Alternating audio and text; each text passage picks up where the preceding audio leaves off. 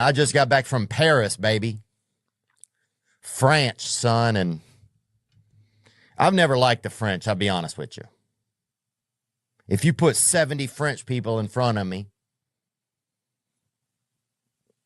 I don't like them. They just, the way they're like, oh, yeah, no. They just, it sounds like, you just want to just pat them on the fucking back, boy. I just want to spray paint my hand red, white, and blue and pat them bitches on the back and get the fucking truth out of them. What are you trying to say? It sounds like Japanese, but they fucking got they're nasaled out or something. It sounds like somebody hit a bunch of cotton in a Japanese dude.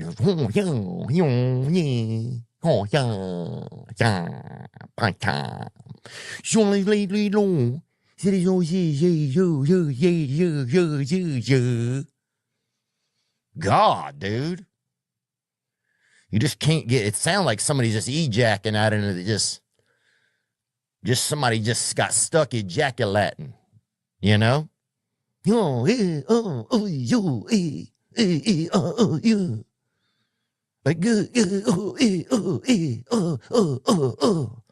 what the fuck are you talking about? These Nazi. Hey, Dad, do an impression of Joe Biden explaining the plot to Star Wars. So there's a galaxy parked on the side of the a long time ago, back when I was working full time at anyway, I was the head of the embassy. It doesn't matter. Far away, there was galaxy, and there were robots. And the robots, they were not the droids you were looking for. These Nazi blood-sucking anti-American parasites that want to make you and your family slaves know that we are standing up against them, and we are red-blooded, and we are not slaves, and we are not bowing down to them. I'm not bowing down. I'm at the tip of the spear. I get death threats every day. And you know what? I am honored to be who I am. I'm honored to just be an average person that stood up 15 years ago and said, I'm going to defend the Republic. I'm going to defend the family. I'm going to defend the Second Amendment. I'm going to fight against abortion. I'm going to see what happens when I really take action. And we have laid waste to the enemy. If you simply unloose yourselves and become the leaders you are, we will sweep this scum into the gutter. We will defeat the New World Order. We will crush the tyranny. Second hour, straight ahead. Stay with us. And when I was like 12, 13, I was banging some of that black pussy. because it's all pink in the middle. There you go. What about Indian? Dan Merritt, yeah, good stuff. I never banked an Indian, but bend over right here. I'll fuck you right up. Hey, you can't tell me how cute I am. This shit might go down. I ain't into dudes, I'll be honest with you. But you do have pretty eyes. Bring me 15 hookers now and get the drugs ready and take me to the private island. Bring me 15 hookers now and get the drugs ready and take me to the private island. Listen, asshole. Listen, you son of a bitch. What the fuck's your problem? You get in my face with that, I'll beat your goddamn ass, you son of a bitch. You piece of shit. You fucking goddamn fucker. Listen, fuckhead. You have fucking crossed the line. Get that through your goddamn fucking head. Stop pushing your shit.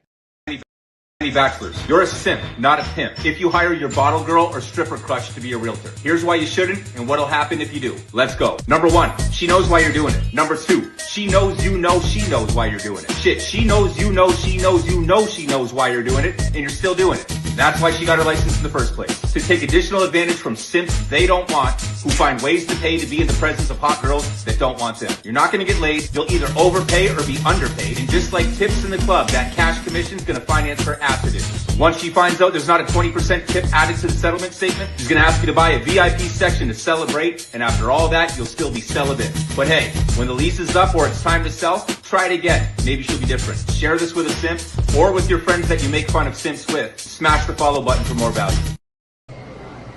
Attention, Starbucks.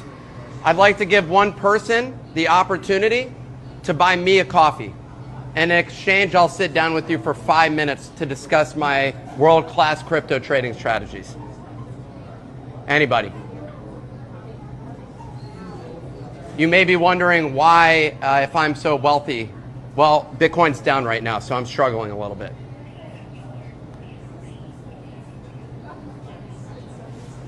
Nobody. Wow. Nigga Chain Laboratories. Nigga chain. Some will bridge and others feel the pain. Nigga chain. AI layer 2 technology. Nigga chain. Quantum proof Gorillion TPS. Nigga chain. Leave the hood and make your mama proud. Nigga chain. The tech is real and you are missing out. Nigga chain, the first AI layer 2 blockchain built on Solana by niggas for niggas. LLM, lot of little money's technology. Proof of nigga entry scheme system. Nigga detection software. Dynamic bag chaser 1 Gorillion TPS. Nigga chain. Yeah, I'm finna bridge. Punky, on me, funky, monkey, punky, pump it, price, jump it, hop in a new whip, paid for by Punky, I'm just too lit, somebody say something. A monkey that look like a frog, price look just like a dog's, full of some chads and gods, Fudders is mad I bought, word to your mothers, this monkey is doing a lot, take out a hammer, I'm whacking a Fudder, just cleaning the face, jumping on Twitter, take over the space, Punky is pumping, increasing the pace, a monkey that look like a frog, paid for my flight to Prague, touchdown, Punky Lamborghini rental in the garage, she's at my Punky, we had a menage, no she not Nikki cause I'm too picky, that's why my portfolio as long as a blog, all about Punky and why that shit rocks, Punky take over the block, watch, Punky, on me, funky, monkey, punky, pump it, price, jump it, hop in a new whip, paid for by Punky, I'm just too lit, somebody say something, Punky, on me, funky, monkey, punky. What the fuck are you wearing, bro? Yeah, man, got into crypto. Windfall, bitch. A couple of these altcoins in the portfolio went through the roof. And them NFTs I copped, yeah, up like 100x. Whoa. Thought my MetaMask wallet was gonna blow the server. IYKYK. If you know, you know. That's all I'm saying. Shit. It all tanked, bro. Some whales must have swam through. Rug pull on the NFTs. Market's on a downswing. ETH's dropping like a landslide. I'm hurting, baby. Bro, that was 2 seconds ago. You don't understand the game. It's brutal. You think you can Venmo me like $5, man? I'll get you back, I promise. Yeah, chill, man. I got you. Jeez. That go through? Yep. Took those $5, threw it down on a meme coin, a little gaming token I heard about on Reddit. Just did my research. Do your own research. It's not a big deal. So back to the moon. Hodl on this one all day. Stop gambling, all right? You're one spin away from generational wealth. Your daughter's college tuition is one spin away. Put your life savings on black. Remember that. Just go to Vegas, and if you lose, just keep getting loans. Remember this. Just keep spinning, keep gambling, keep gambling. You can't lose. You literally can't lose. You can only quit. Nobody knows about that fucking degenerate life when you're fucking down 40,000 and you battle the fuck back. You say, you know what? You know what? I'm a fucking strong, independent man. And you're not gonna tell me I should go to bed. I'm gonna battle the fuck back. And I'm gonna fucking get my money back. And guess what? I got my motherfucking money back. That's right. Frogs are G's, bro. I've never seen a frog give a fuck, ever. Frogs are G's. He's on the lily pad. Safe. Eats the flies. Whoever. No. Flies come to him. He doesn't hunt flies. Gay ones do. Just chilling. Fly, boom, done. Where the gal them? They come, make new frogs. Safe, lily pad, chilling. Big boss, Cicero, Godfather. He's sitting there chilling. A frog is the ultimate masculine role model. He's just sitting there, just running his business. Asset. Well, Bitcoin is the best crypto asset. Okay, what's the second best? There is no second best. There's no second best crypto asset. There's a crypto asset. It's called Bitcoin, right? Right? There's no second best. Okay. But take all your money, buy Bitcoin, then take all your time, figure out how to borrow more money to buy more Bitcoin, then take all your time and figure out what you can sell to buy Bitcoin. And if you absolutely love the thing that you don't want to sell it, go mortgage your house and buy Bitcoin with it. And if you've got a business that you love because your family works for the business that's in your family for 37 years and you can't bear to sell it, mortgage it, finance it, and convert the proceeds into the hardest money on earth. You buy this for $39.99. Guess what, folks? You take the L away. You put a W there, baby. You're a winner, man. You're the real deal. You're picking up chicks. Let me tell you something. You buy this set at $39.99, baby. You're the cock of the walk, man. You walk into the bar and you just find the hottest chick and you go, you, me. Guess what? She says, why would I go out with you? Because I bought the deal on Wild West Deals for $39.99. That's why. She says, can I go home with you? That's how simple it is. That's how it works. That's what this set brings to the table. Because you know what she sees? She sees a man who knows what he wants. She sees a man who says, good deals don't get by me, baby. I move. I act quick. I act now. I go to wildwestdeals.com. Boom. That's why you're hanging with chicks all night long. That's why you got guys like Michael Jordan calling you, wanting to hang out with you, baby. Because you bought it for $39.99.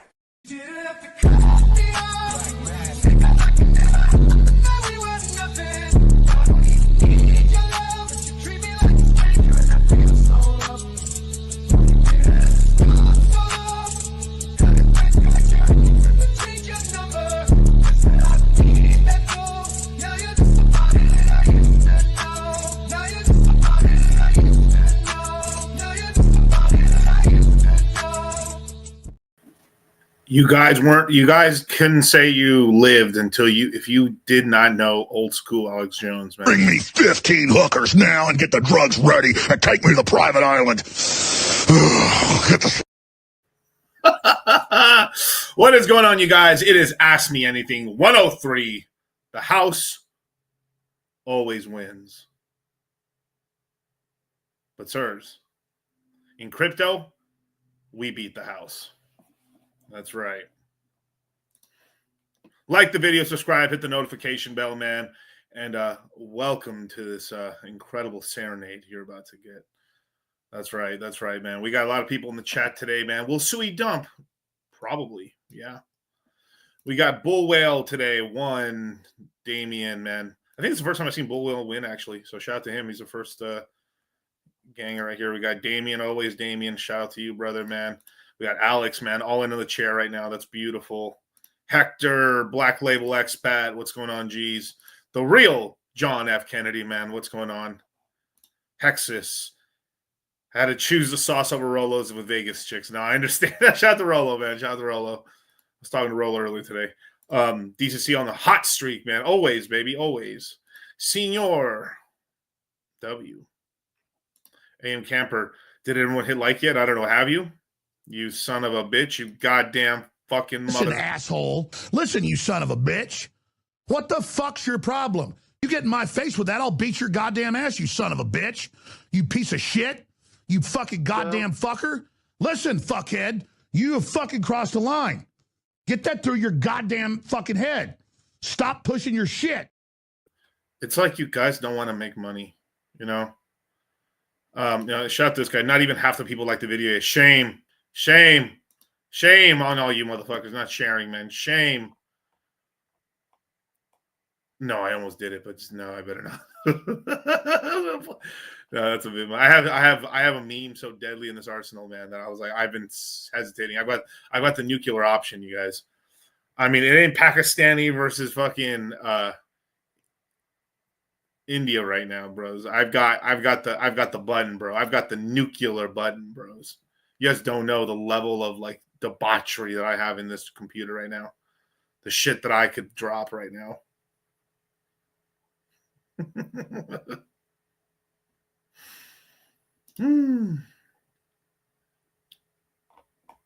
Now, where did I see it? That's funny as well. Shout out to Potato Man. What's up, dude? I'll give everyone a shout out, man. The Spirit Hex. I love seeing my Hexicans in here. What's up, brothers? We're gonna definitely talk about Pulse Street and Hex in here. A lot of other cool stuff, man. 15-minute intro. Shut up, Alex. 15. Run it back encore, man. Just maybe. I don't know if I'm bored. We'll see. There's some hype ass streams. I was on so much fucking what's called caffeine and shit. I was like, run it back. Let's see what else we got here. World class. That's right. All my kitty cat tokens are down. That's right. My kitty cat tokens. Yeah, the house always wins, man. Right now, one of the hottest tokens right now is kind of being talked about. It's kind of been the house token, which is basically one house token equals one house. It's kind of the whole gist of it, man. What's going on, Boogie? What's up, man? Alex7, dude, what's up, man? For people who haven't been here, man, this is Ask Me Anything. You super chat, I'll answer it. I'm going to go into many tirades. I'm going to probably talk about crypto for a while and then go off into some random subject, give you some cool life lessons, random info, answer more questions, give you some life advice, completely go into some fucking 180 different direction. But at the end, it always just ends up so clear. A good time. A great time. A DCC stream. So I've got 5K. What should I put it in? If you're trying to buy right now, I'd probably wait till Monday. That's Monday the what? I guess technically it would be the 5th. And if we do have a sort of bad stock opening, then from there I would probably I'd go like 2K Sonic, start going into that ecosystem, but like 2K Sonic, Sui, 2K into Sui, and put like 1,000 either into like a meme coin, or you put it into like meme coins, or you go like micro cap meme coins basically at that point, you know. Thoughts on Algo? It's not really one of my favorite coins. It's a coin that's kind of like a part of like the whole H bar sort of like XRP thing. I had an old student actually kind of spurg out. I recognized the guy. He was from a while back, spurging out because I was kind of like, I've been very consistent on not liking XRP. I don't think I'm changing anytime soon, but you know, I had not liked XRP for just like not just moral reasons, but just like it didn't perform very well last cycle. It only really performed for people in the 17 cycle, so it's been a long time. There's coins that are just you had much more of a chance to make more money with it and stuff. It's very, very usually I like cult coins, right? That's very good, but the coin's last performance was not that great, but this time it's been a little better. But it's taken like a stupid amount of like effort, Herculean effort to try to get it up. Its ETF, it's gotten paused. It looks like they're going around with their futures for XRP, which basically allows them to short it. So they're setting things up in order to long and short it, and then they're going to allow it in within a month or so. I think within June or May. I think maybe late May.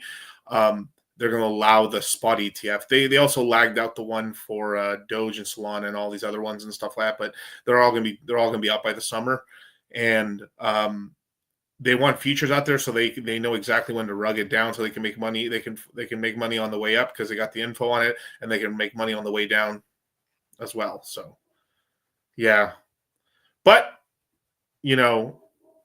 if you go all in on something, if you DCA hardcore, like if you just DCA'd into Bitcoin, you would have won pretty nice.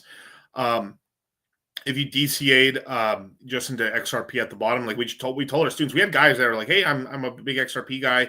I like XRP. Well, hey, buy here, buy the bottom. We've literally showed people where to buy the bottom on XRP.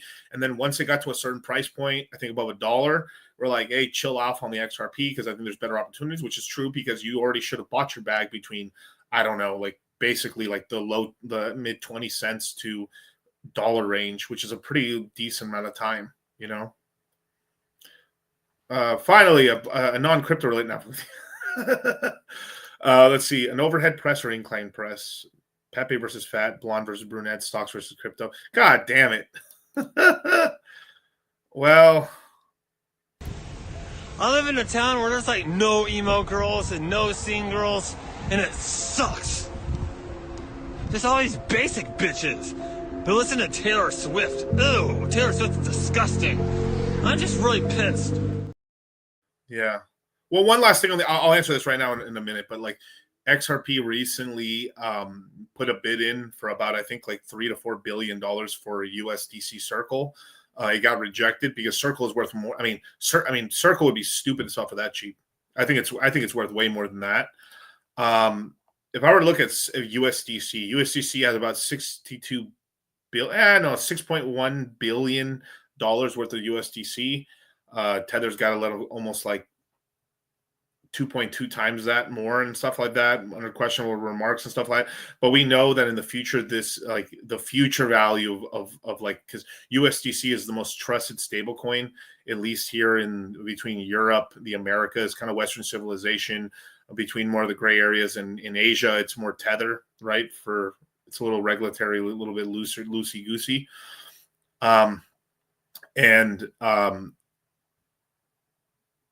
I've been hearing some fucking interesting things about, like, I've been hearing Tether's been giving some loans to El Salvador, believe it or not. Interesting. I'm hearing things, but yeah, that company's worth way more. I probably put it somewhere between $10 to $15 billion, which sounds ridiculous. That's more money than the fucking cash, but it's the future amount of money that's gonna be worth. Like, if in 10 years. In 10 years, it's like not even difficult. Like literally, worst case, USDC in 10 years is going to have 5 times more market cap. So we're literally talking about a $300 billion fucking stable coin, right? It's probably gonna be worth more than that. A 5x in 10 years is kind of pretty relaxed, right? Because if I look at USDC right here, right, and I go to let's go max, right? And I go over market cap, right? This is back in the peak of 21. Why did it peak afterwards? Because people are cashing out, right? So it peaked here at like 55 billion, crashed down here to a little bit less, 24. Now it's higher to 62 billion, right? It could gain quite a substantial run over the next 10 years, especially as Bitcoin and crypto start really gaining, and this becomes a lot more powerful. Maybe eventually, fuses into. I mean, it's essentially the Fed coin. I mean, like this is the central bank digital currency of the United States version 1.0, basically. So, yeah, not bad. Yeah, so. It 5xing, I think 5xing over 10 years, like we're talking about 2035, which is quite a while away, right? But it goes like that.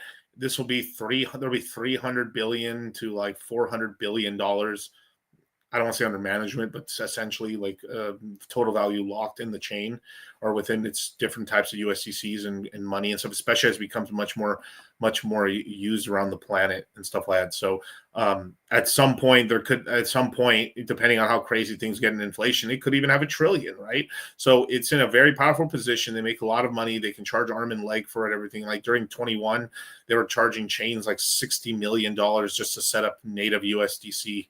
If you want to just straight up buy them and just go through that and stuff like that. So it does make a lot of money and stuff. So giving it sort of like, this is sort of like you're buying, like to buy Circle is sort of like you're buying, I don't know, Snapchat or Instagram early on. And it's one of the people that have a seat in the game right now. So pretty big. I think, giving it a much higher evaluation. I mean, like 8 would have maybe been for right now. And been like, wow, okay, 8's a lot actually. Why not? But like 10 billies probably. I probably put it somewhere between 8 to 10 billion right now. So they were like 50% off the mark, I think, right now for a Circle. So perfect. Let's keep going, you guys. So yeah, hit the like button, subscribe, hit the notification bell, and it's your first time watching. Don't be lame. Doesn't cost you nothing to DCA into a subscription, right? Okay, so we got it right here, man. Overhead press or incline bench. I mean, most guys are gonna go fucking incline bench. I mean, let's be honest, right? Like, what's better for you? Honestly, overhead press is probably better for you because make you look more masculine over time. You're gonna have more capped shoulders. Traps are gonna be bigger. Your arms are gonna be bigger. You're a lot stronger. The test for strength has always been the strongest guy was whoever could lift the most over his head, because that's in the weakest position that you're in and stuff. So builds up core strength. I mean, everything. Standing military press, yeah, all the way. I mean, that's what I kind of have the shirt. I mean, I literally have the shirt right there, yeah. As for Pepe versus Fat, oh my god. I mean, Pepe, I mean, come on. I mean, it's just like Pepe, I mean, like literally, like more people know about Pepe. It's just like Fat's not going to get anywhere near the market cap of Pepe and stuff like that, but it's going to do very well, I believe. Blonde brunette, dang. Probably blonde, I guess. I don't know. Just for a unique factor, I guess. But those chicks are kind of funny because they're so afraid. Like they start having like balding issues. Like their hair, like they lose a lot of hair because their hair is a lot thinner. So they bald a lot easier actually. Stocks versus crypto, dog. Stop. All right.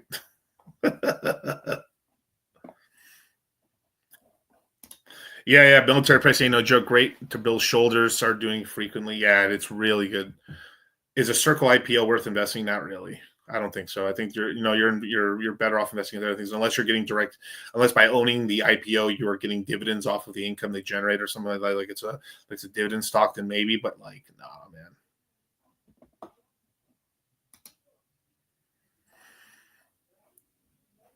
DCC, I started my first trend cycle. Thanks for the ice in the past months. No problem, brother. Fucking trend, bro. Don't start getting into trannies, bro. You better keep that dose under 200 milligrams, bro.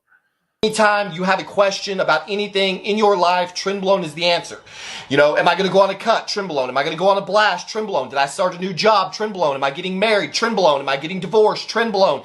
Is my wife going into labor? Trenbolone. Do I need to stay up all night and take care of my kid because my wife had a C-section? Trenbolone. My dog died. Trenbolone. What happened? I bought a new car. I'm nervous over the payment. Trenbolone. I'm thinking about buying a new car. I don't know which car to buy. I'm concerned that the salesman might try to hustle me. Trenbolone. Basically, any situation in life that you could possibly conceive of, Trenbolone is the answer. So what did I turn to in my deepest, darkest days? Trenbolone. That's what I did. I turned to Trenbolone. When I was not being able to get more than 7 hours of sleep, when I was showing up to work a half-dead zombie, when I was coming home at night feeling cracked out and miserable and tired and not wanting to interact with my children and not wanting to do anything with my wife and just wanting to go to bed immediately after dinner, what did I do to resurrect myself from the coffin, from the grave? How did I rise again? Trenbolone is the answer. Trenbolone will bring you back from anything. And yeah, and just so people don't know, like the Trenbolone doses where that starts happening to people is 600 plus milligrams per week. So that's like I don't know. I don't have a needle or anything to show you guys, but like it's essentially like what is it like? I think if they're doing unless you're doing ACE, then that'd be painful. Fuck. I guess if they're doing like it'd be like 3 fucking needles, 3 full needles of like 1 millimeter or whatever, like needles and stuff like that. Or like I know I'm probably getting the liquid wrong or whatever, but like it's a decent amount. 3 needles every single week. That's a lot. God damn, that's a lot. Yeah. But it's usually that dose and above where people start fucking spazzing out. And it's usually from what like the stories I've read and the people I've talked to and shit like that, it's usually about like on the second or third cycle where they start noticing a lot of weird stuff, and it fucks with your sleep a lot as well. So you need less sleep, but it's also because you're sleeping less as well because you can't sleep very much at all. Yeah. Yeah, 1 second. Let me see this. Someone just sent me something very fucking stupid. I just need to call them a faggot. 1 second. I've got so many of these faggot memes. Let me see. Here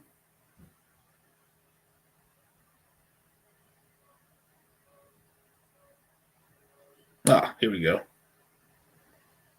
That one will do. There you go. Anyway, yeah, massive doses and stuff, but bodybuilders have taken up to like grams, and what a gram is like, it'd be like 5 needles worth of it. If each needle has 200, it's 1,000 basically, and that's a gram. So when people say they're taking a gram a test, they're taking like, depending if they're doing 200 per milliliter or 250 per milliliter, it's like 5 or 4 injections worth and shit. It's a stupid amount. Anyway, dog. That's so funny. Actually, like people who actually do inject that shit, like they've almost like because there's a lot of essentially alcohol in there and stuff. Like they get something called trend cough, and they start fucking like coughing uncontrollably, and they feel like they're gonna die or some shit. It's fucking like they're gonna hop up. It's fucking insanity. It might cause hair loss with that big of a dose. I mean, anything. Yeah, you like. Some people have really good genetics where they're DHT is kind of like what would pretty much causes like you to start getting hair loss. And so high DHT levels affects like growth and stuff. So you're like, it's basically what transforms you into a man and stuff like that. So there's like steroids are very high on actually causing like aromatization of like male characteristics and stuff. So like DHT spikes on a lot of like on some of these drugs and stuff, and it can cause hair loss. But also like trend's a little different because it's more prolactin based. So like your prolactin can go fucking crazy, which can cause you to get like gyno and bitch tits and shit. Not from estrogen, because like if you take a shit ton of testosterone and stuff, your test goes up, so does your estrogen, right? So, but prolactin goes up with like trend, and then you could take shit to lower your estrogen, and then you still would get bitch tits. Fucking crazy, dog, man. I've learned so much about roids. It's so funny, dude.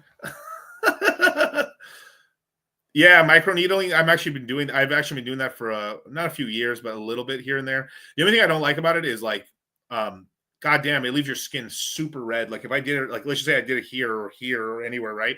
Oh my god, your skin is like fucked up and stuff like that. Yeah. What if you take trend and don't work out, dog? You would get some gains probably, but dude, that's rough, bro. I don't want to know, dude. That's fucking crazy, dog. Yikes, dude. That'd be fucking crazy. Not good, bro. Not good at all. I'm pretty sure because if you are I mean, I would imagine you're probably higher in body fat. So like you would start getting bitched. You would start getting gyno after a while. But it just depends. I mean, you're probably not taking that much, but like it's not good, dude. It's kind of like, what's the point of taking it if you're not working out? You end up like Togi. Yeah, but Togi's also with Togi, he's doing a bunch of steroids I think his first cycle ever was pretty moderate. It wasn't crazy. Then he decided to crank it, but then he started getting famous, and then he started partying and didn't work out as much. So he was blasting a shit ton of drugs. But because he had built up a physique already, it kind of kept him from losing his muscle so much, but he didn't look that great as he should have been. And then he, like, on his third or fourth cycle, when he went down, like, he started working out again, but lowered his doses, and he looked incredible, basically. So, like, but because he does cocaine and a bunch of other drugs, and he drinks, and also does a lot of steroids, not even in like the normal range, which I shouldn't say normal ranges, but like TRT plus ranges. He blasts that shit like a bodybuilder or higher. He's had like pretty damn near like kidney or liver failure, yellowing of the skin. I think like Greg Doucette did a whole did a huge kind of thing on him where like he basically like it looked like he had essentially caught gonorrhea from like some of these girls or something that also like hurt him at, but it looked like it could have been gonorrhea or his just liver or kidneys were failing. So, but it is like, I mean, I'm not a sugarcoat shit. I'll tell you the truth. The house always wins, right?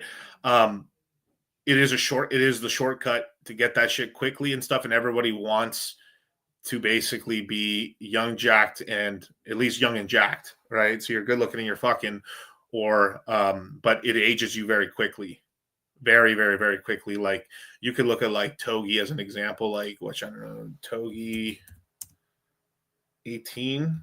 Let me see, 18 images. I don't know. There's like Togi Young.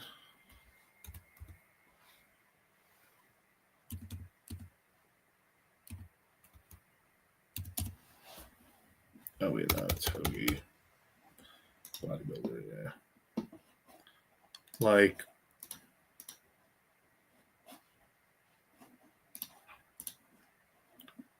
yeah, so that's sort of what he looks like, sort of right now. So like probably closer to like that, but like he looked pretty. He had a lot of youth in his face right here. This is, I think, on his first cycle, whatever. This is like the last one, or like one of the, like he's past this one. He's less jacked than this right now. His face aged extremely, I mean, crazy. Plus, like drinking, because also your kidneys and your liver are not working as good anymore because he's blasting, but he's also doing coke and he's drinking crazy, and then he's fucking chicks, not a problem. But like all these things put together, right? Your immune system gets kind of fucked, and then the sleep is really fucked as well. And then so his face is aged extremely bad, and there's and then he ended up, this actually happened to him a little bit. He ended up in the hospital and stuff. Not good. Like the dude almost died, actually. Dog. The best way. Yeah. Michael Hearn is incredible, bro. Like I met Michael Hearn in person, bro. Coolest dude. I made like I filmed him at an event. Where was it? I think it was like karate. I think it was a karate combat. And I did like a whole meme of him, like, of him doing something, right? And he fucking liked the post. And then he looked around. If he was like, who just made that post to me? And then I was like, yo, what's up? Hey, he's fucking dude is a fucking Goliath, bro. He looks good, megapause. Yeah, right? Like Michael Hearn, it looks incredible, bro. Like that's what you want to look like. And like his hair's good. The only thing, of course, the lip, like getting your lips done, I thought that was weird personally. But like, he is probably the best you can look at, like blasting gear and just being jacked forever. He has been jacked, six-packed out longer than I've been alive. He was an American Gladiator. Like, dude, Michael Hearn is incredible, bro. Like in genetics, hardworking, it's insanity. But yeah, like he's aged pretty. Like that's probably what he looks like right now. Maybe a little leaner than that, but that's probably like where he would probably be at without roids for the most part and stuff like that. But like, yeah, this is probably a little bit more like what he has right now, probably. But he's a big gambling streamer now and stuff like that. But like, yeah, blasting a lot of roids and shit like that. But shout out to Greg Doucette, cool dude.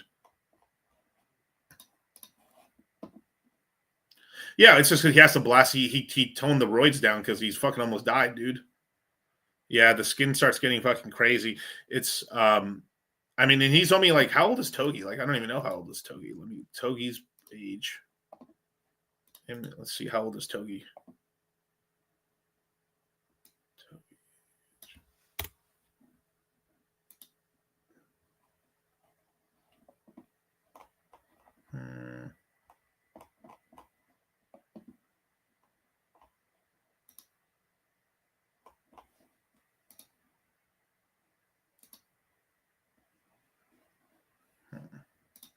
Let's see what the fuck's his name at.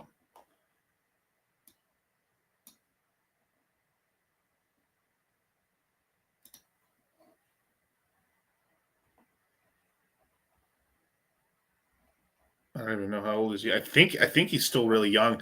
I think he might be like not. I think he might be 22 or 23 years old. So 2002 when he was born. Jesus Christ. Yeah, so he's literally like 23 years old. Yeah, he's 23 years old right now. Like that's crazy. That's crazy. So like Togi is like I'm 34 and I look younger than him. That's crazy, dude. And honestly, I can even tell you, it's a lot of it because of sleep and shit. Because like before I started streaming crypto and shit like that, like I had a really crazy baby face and shit, and it's just been the lack of sleep and the working all the time. It's really the sleep that fucks you out of everything, like age wise and shit. Because I don't know if I can go through some of these old streams and shit. Like I can even show you guys like this.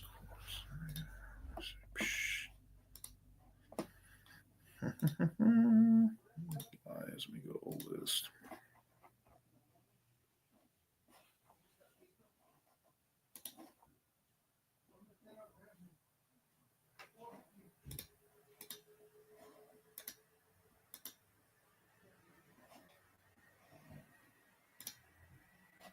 Oh, what the? No way did I just do that right now.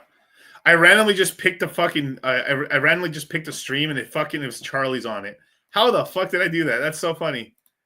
I literally picked a random stream and then me and Charlie are on it.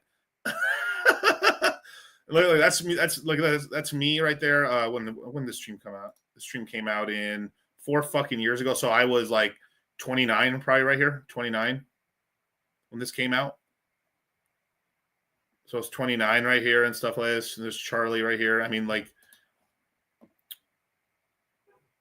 I don't know how much I weigh right there. I probably at that point in time, I was probably weighing like 225, probably 220. Yeah.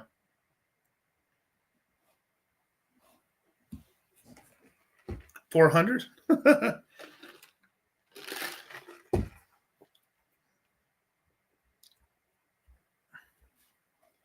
Yeah, Chris Bumstead. Yeah, he's cool. Yeah, really cool.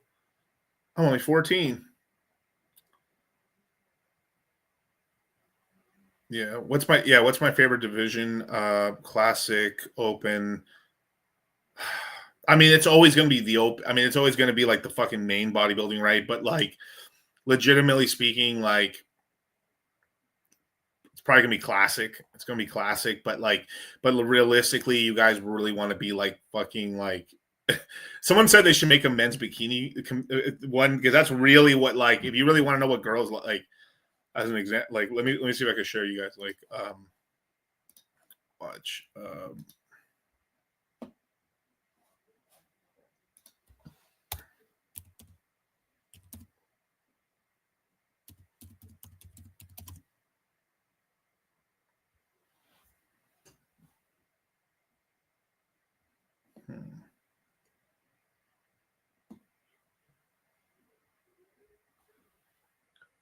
Yeah.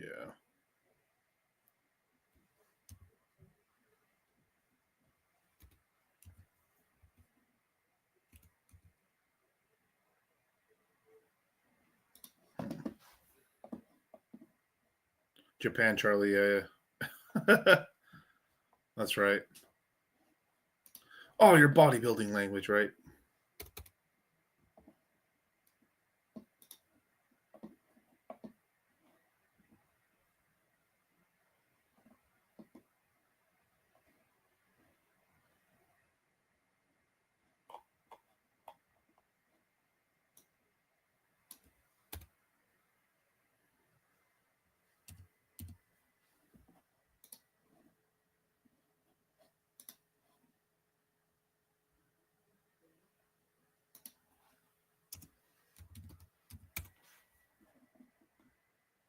I don't know. I'm trying to see the. Let's see. Man, YouTube needs. I mean, all this shit, man. They're so bad at these photos, man. God damn, dude, they suck at this shit. The one problem, so I'll share right now, but like one problem that bodybuilding's having is that when they initially opened, it always looks really good, but as competition stiffens, they end up going for larger and larger, more body mass. So it becomes this whole thing where, like classic bodybuilding, as an example, like where Chris Bumstead's at, that would like, obviously things evolve, but like when Arnold won all his Olympias and shit, like Chris Bumstead would probably have beaten him just because his conditioning was so much better and shit, right? Yeah, me too. I like open, but I like classic more just because it doesn't get so fucking ridiculous. And you know what really soured me on open for the most part was like, it was just like how like it's like as soon as like Phil Heath and like what's his name? My God. It was like Phil, it was always Phil Heath versus what's his main competitor? Jesus, what's that dude's name? Cannot remember the guy's name anymore. You think they use Ozempic? No, they use other. There's way better. Well, not way better, but for what they're doing, like Ozempic's too muscle wasting. Well, yeah, it's about symmetry, but at some point, everyone you're against is symmetry, or they're already pretty symmetrical compared to like the average and most people what they know of. So it just becomes this whole thing of like adding even more muscle, basically. But like you know what? So you guys want to know a negative of Ozempic or any of these kind of drugs and stuff to lose weight real quick is that they've been finding that when you start losing the weight, you start getting fucking like nasty veins on your feet. So, and maybe small price to pay. Like if you're fucking 300-400 pounds and your fucking like heart's fucking dying and shit, like fuck it, whatever. I mean, it's healthier for you to have that on your legs and feet than it is for you to die, basically, right? There's more benefit, but like if you're just kind of skinny fat, like I don't know, like there's a lot of muscle wasting that happens. There's side effects, yeah, lots of side effects.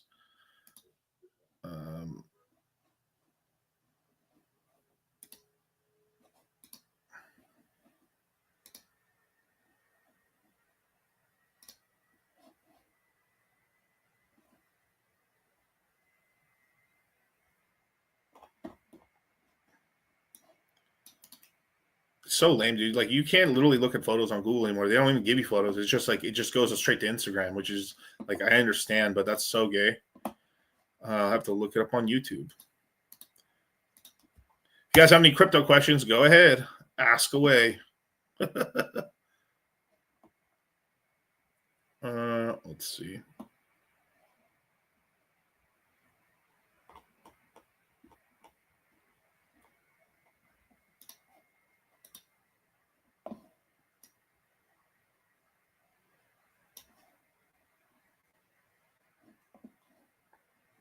Oh, this is a good physique right here.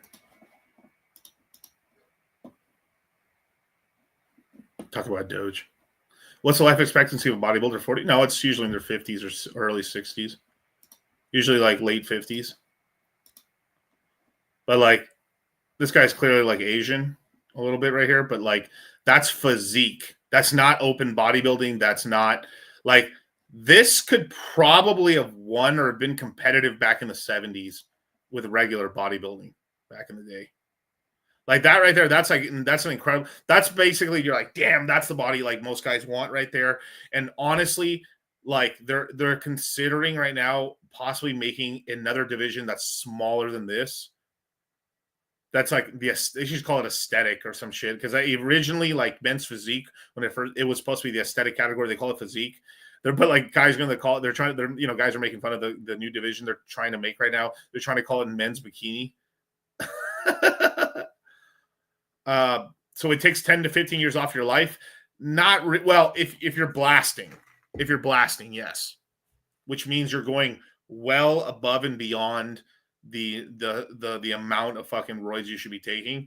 But if you're just taking like TRT dose, nah, bro, it actually could even extend your life or the quality of your life. It's not really going to extend your life, but it can get a person that's like falling off the cliff to get back on the horse a little bit, and then at the very least, like maybe you are trading 5-10 years of your at the end life, but the quality of your life is so much better. Like erections, you look better.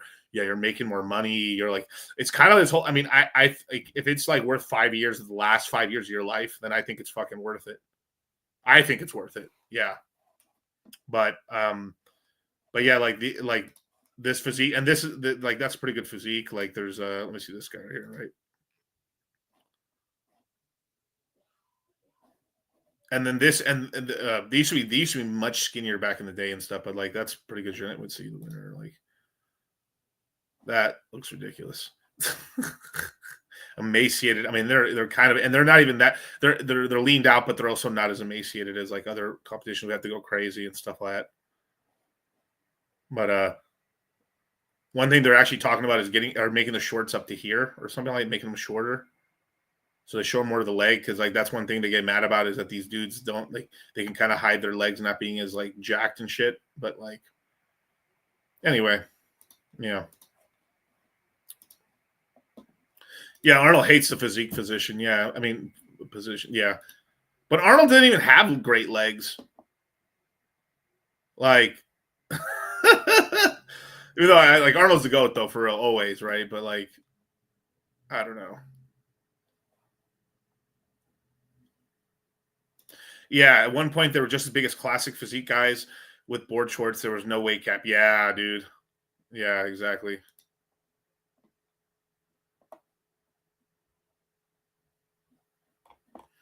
See if I miss any questions here. There's a rumors that Ozempic shrinks your heart. Possibly. I mean, I don't know, but it's very possible. It's very possible. One second. I'm just gonna take my jacket off. We don't know what it does yet. It works. It does work for people. Like, I mean, shit. If I went on it, you'd see me like lose tons of weight, because basically what it really does is essentially like you feel full and you're not hungry at all. So you basically do not eat. You're not hungry at all, and you have to force down fucking protein shakes if you're not retarded, so you don't have so much muscle wasting that happens to you. Yeah, for the time he was incredible. Like he should have won for sure. But there's one Olympia he should not have come. Like the one he came back for. Like the Olympia that he did, the Olympia where he came back for what's it called what is the name of that movie? My God, Pumping Iron. The movie he came back for, Pumping Iron.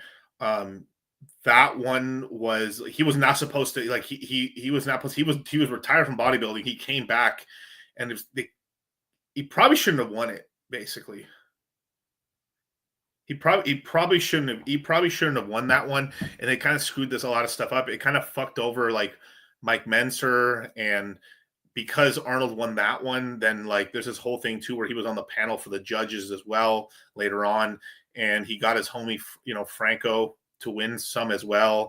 And like you gotta, like there's some little bullshit, there's little like political stuff going on in the background where like probably Franco, like I think Franco won, I think he won one or two. He probably should have only won one, if that. So Mike Menser got fucked out of Mr. Olympia. I would also say that like there's a case to be said that like the Golden Eagle himself as well kind of got fucked out of one as well and stuff. So there's a lot of weird shit that kind of, but he helped. Yeah, exactly. So like it's just so hard. It's just a sad sort of thing. Frank Zane was the GOAT. Like, yeah, Frank Zane is incredible.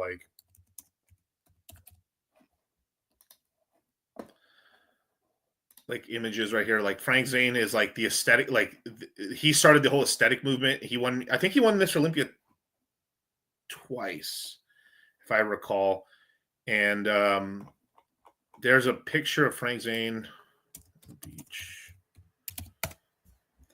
Let me see if I can find. Oh, this is the picture right here. This is the picture that inspired me. Like I saw this in a book. And this is what inspired me to like work out. Like this physique right here, this one. I could share if I could show it. Let me see.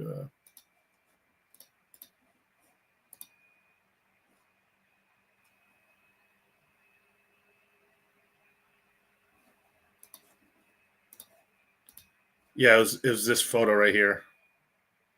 I thought that was like the dopest physique of all time, dude. Like, and I still do that. That's like, to me, I always thought that shit was incredible. Like, it's still to the like right there, dude. That's insane, right there.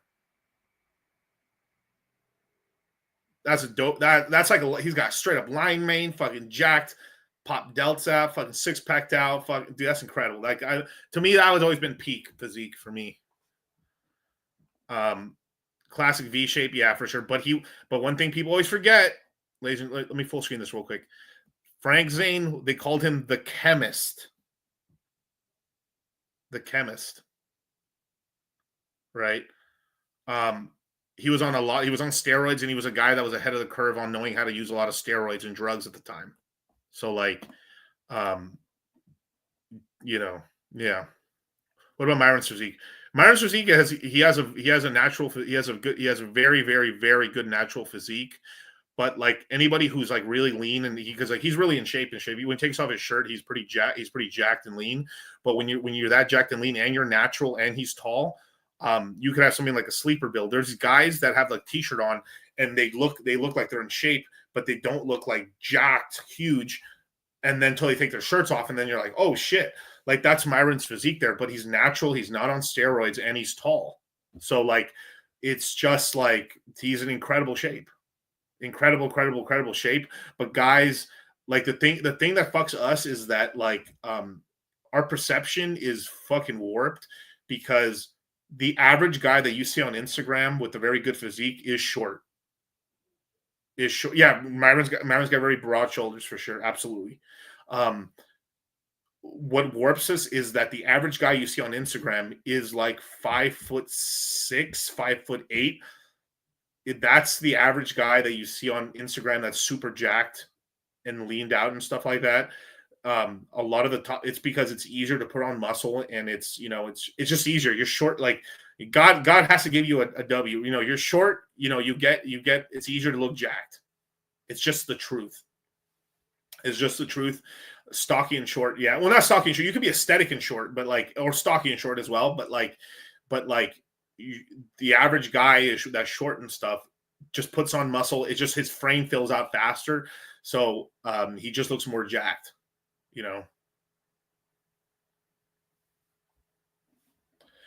Yeah, Frank Grimes. Stop focusing on other guys. Just work on what you got. Yeah, for sure. No, but I'm talking about the perception of it because you think whatever you see, that's kind of what you think. It's like this is normal human shit, right?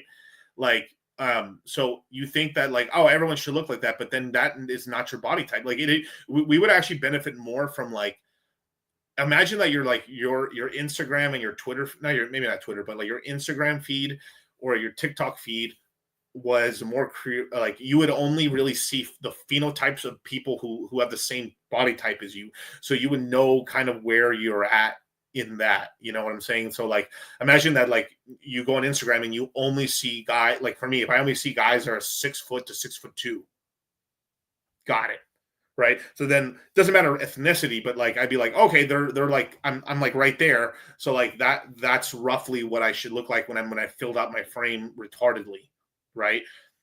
But there's just so much less of that. Like there's obviously in the world there's millions, but like you think about it, right?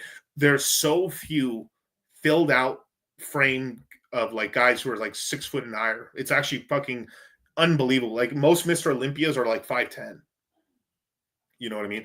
Yeah, these 304 is called C-Bum off season a dad bod when they ask. He's a fucking multi-time like Mr. Olympia winner. It's insanity. That's what I'm talking about. Like they basically want you like off-seat, like you're off-seat, like you're basically you club the whole they basically what chicks want is like you've been clubbing the entire summer, and then now you're done clubbing for the summer, and then now you're just fucking like you're in bear mode a little bit, and then that's dad bod. Yeah, I'm gonna get to crypto right now, but yeah, shout out to Franklin's. Got seem way shorter, hard to put mass on, but Franklin's really jacked. Franklin's really jacked. Shout out to Franklin. They want you off scissor and ripped. Exactly. And also too, when people see you in person, the other thing too is like also Instagram is a big equalizer because you are taking the photo. So because you're taking the photo, everyone takes the photo. Like, you're not gonna take, like, I'm not gonna take a photo like this is me versus like, you know, you're taking the photo and you see there's all short guys, no matter what, they'll take the photo and make sure that they're taking the thing like this, or they're taking angles that makes them look massive, so you can't tell proportionally how tall they are. But like then they do these collab videos, or you see them in person, and the height difference is fucking massive, basically. Dogecoin prediction, $1.50.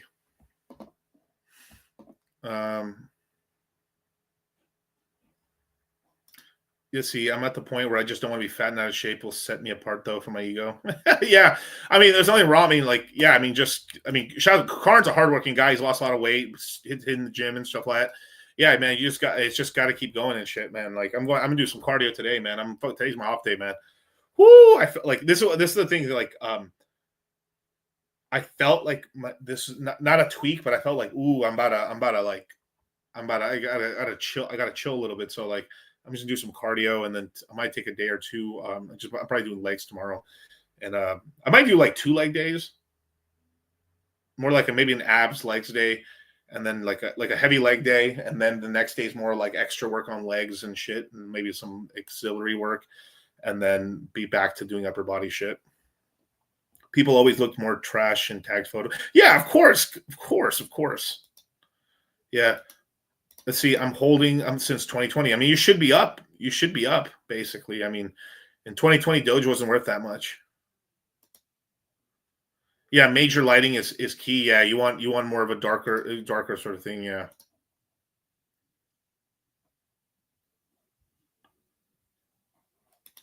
Like turning 40 in a couple weeks. I mean, I don't know. I mean, if you're 40, brother, you're about to be 40. Obviously, I know your whole condition in the background a little bit. So like, but like, if you could safely do it, I mean, hop on TRT if you can, I guess. I mean, well, if you have 40 and you got all your kids, bro, I mean, just shit. I'm gonna pop a couple. I'm gonna start blasting. Do some lateral raises for the shoulders. Yeah.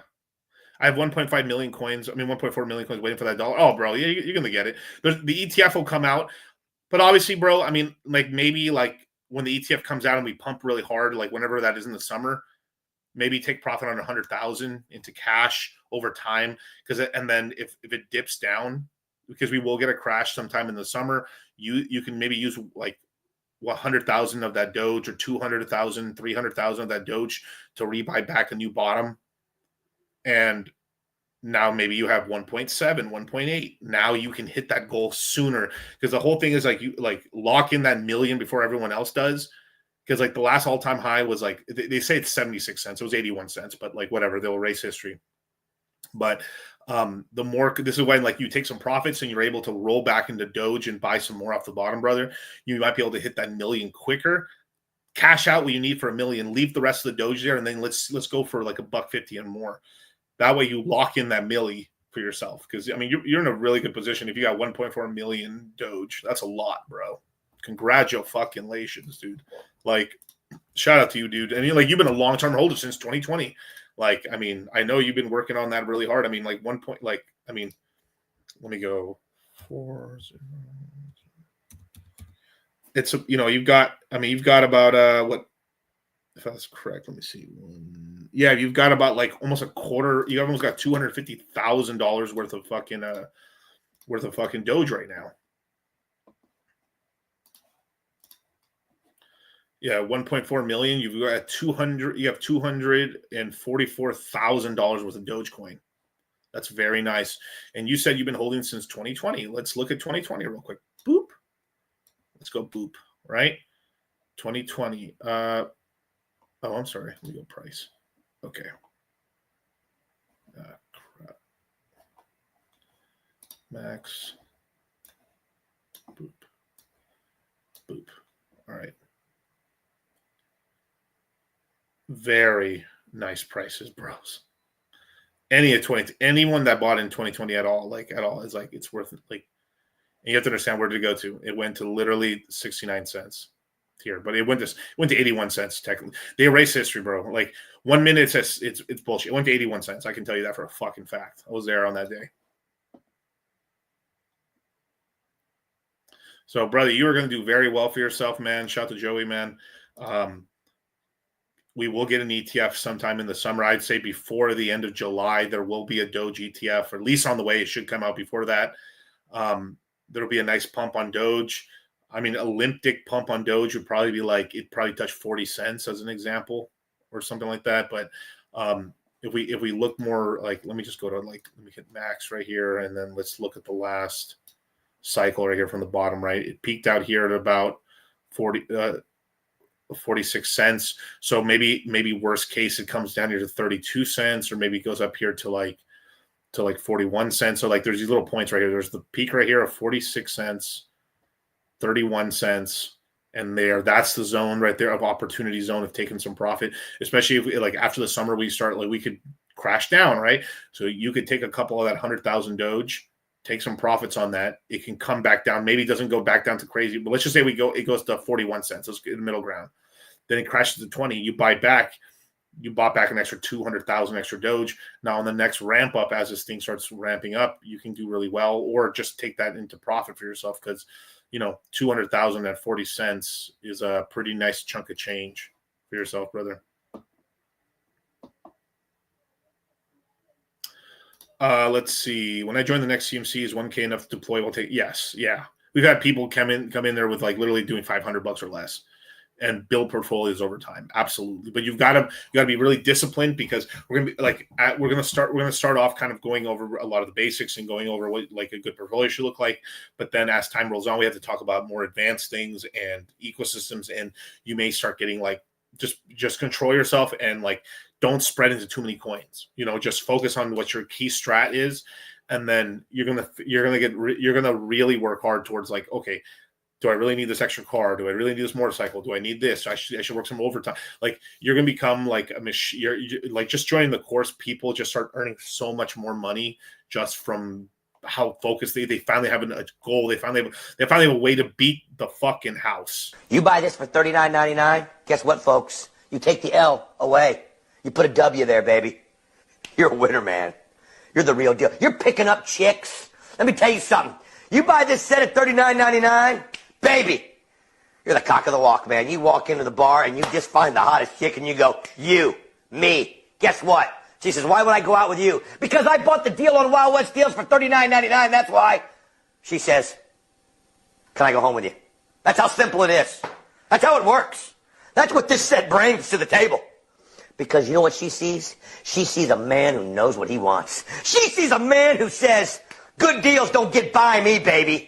I move. I act quick. I act now. I go to wildwestdeals.com. Boom.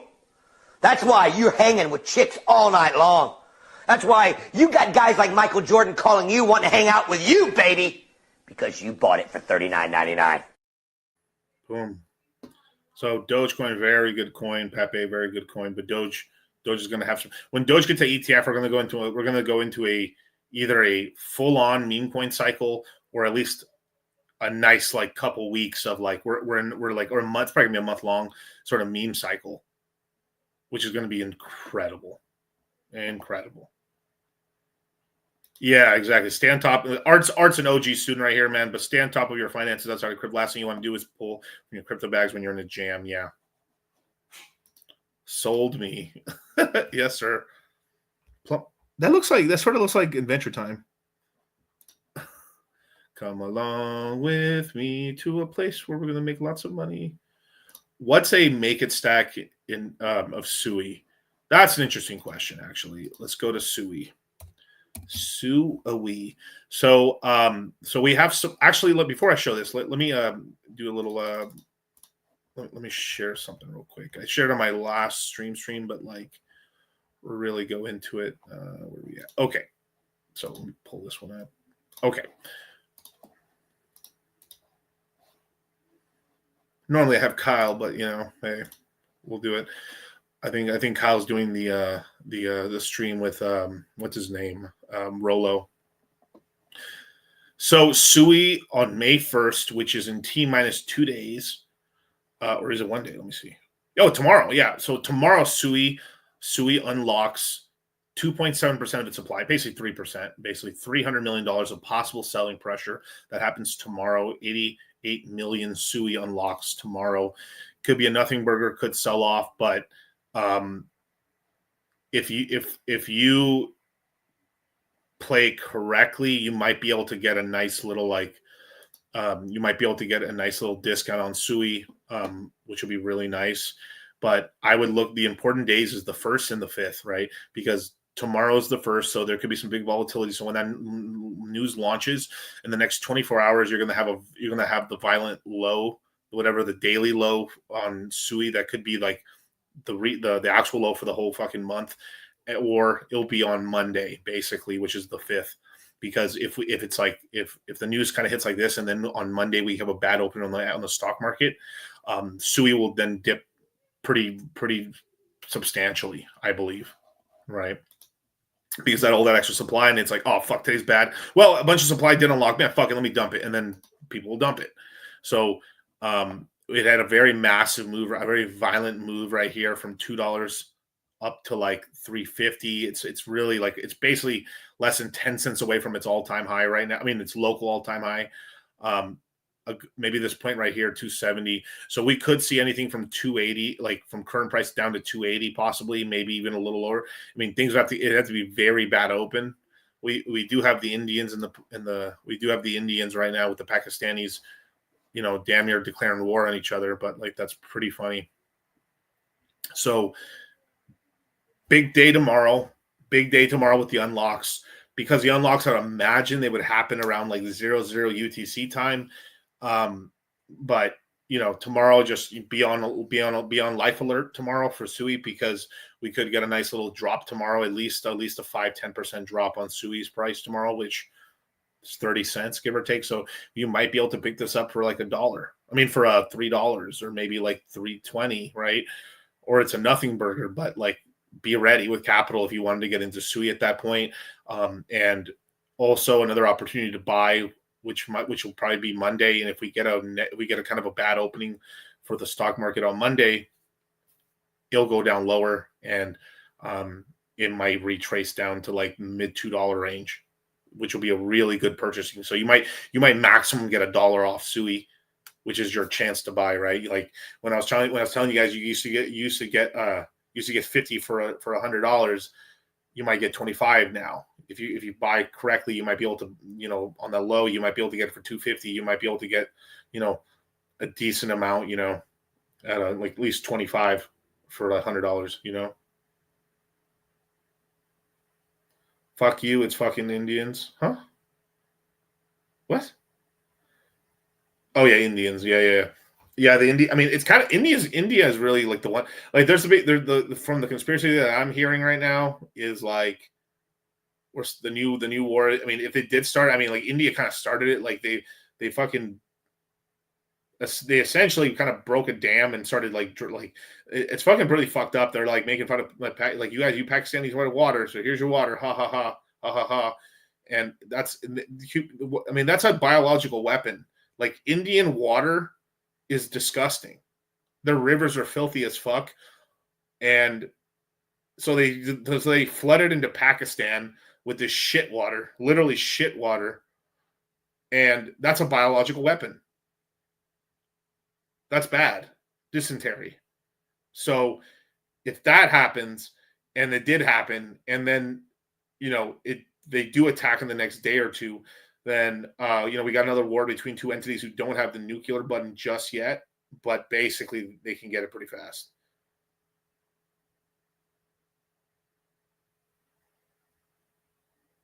Are you sacrificing for the Go token? No, I'm not. No, thank you. Yeah, I'm not. I'm just staying out of it. I don't care. Bajeets. Yeah. The Indian water's the black goo. I mean, bro, that's putting too much shit on that. Oh my god. Yeah. Let's see what's else going on with the price right here. Oh no, the market, it's all over, you guys. It's all over. Oh, look, Bitcoin's at fucking 94,000. Fucking pussies. Fucking $1,800 Ethereum, not bad, right? Still up $400 in every purchase of Ethereum that I bought from the big dip over there. Solana hit $99. Look, it's up 48% from that low. A lot of deals if you had bought, you guys. Let's see what's up in the most of the day. Virtuals, of course, Fartcoin, yeah. So we're like, because Fartcoin's pumping an AI, like we're getting a little AI pump right now, and mostly like a meme coin. I've been saying it already. We since at least the 25th, since 5 days ago, we have been basically in an alt in the beginning of a light alt season. So I think they got a nuclear power. I think they just got it, or they've had it since like was it the 80s or the 70s? I think it was the 80s. It may have been the 80s. But interesting. I think Pakistan, I think we try to have good trade relations with both of them, but I think that Pakistan has like ended up just being forced to like ally more with like China. So it might be another proxy. It might be a China-America proxy war. I also thought it was very weird how like, every rich person on the planet just magically decides to go to some fat Indian dude's wedding. Strange. Caspa, Hyperliquid, FET's up a little. FET's up nice, yeah, 75 cents. Let's see what we did in the last month. 35 cents. Yeah, it's done a nice little move here, over 2x. Not bad. Yeah, FET was getting cheap, man. I mean, like FET under $1 still good. This is going to run again. Obviously, Monero went crazy because some guy stole a bunch of Bitcoin and then he said, fuck it. He just bought a ton of Monero and spiked it up. I mean, literally, it went from like $200 to like $317. But hey, it's looking in that. It's like it's pumped it up. Bitcoin Cash, Aave, Mantle, Trump. Yeah, let's see. What's the worst right now? Algorand, Algo. Yeah, yikes. Yeah, we've kept up. We've been at 51 cents, 49 cents and stuff. So I've been buying more. I'm going to be buying some Sonic very soon. But I'm probably going to wait until Monday to see if we get a bad open. Well, maybe I'll catch his bitch at like 44 cents or something like that. If we get a bad stock market open. Near protocol, let's see, pretty much. Yeah, Virtuals is up a lot. Uniswap's down the most. It's kind of a useless token. What's the point of it? Pi, same thing, useless. Immutable had a very big run recently, so like that makes a little sense. We're getting off there. Yeah, that's too bad for Avalanche. I don't know what's going on. Avalanche has just not had a good shakeout so far this run. Optimism as well. I mean, Internet Computer should be the one with the most losses. Like that's a straight scam. But yeah. All right. Okay, let's see. Watch your alts with the $5 super chat, man. Q1 GDP is negative. If Q2 is negative, would that be a recession? Would it start the end of a bull run if the recession is declared? It's not going to be declared. But yeah, if it was declared, I think that'd be not great. But I think it would like dip us further, and then they would start cutting at that point, and then essentially risk on assets would start pumping because money's relaxing, and then money printing starts, which we benefit. All money printing benefit. All the money ends eventually helps pump up the crypto market. So, not really. A war would be very bad if we actually had a real war.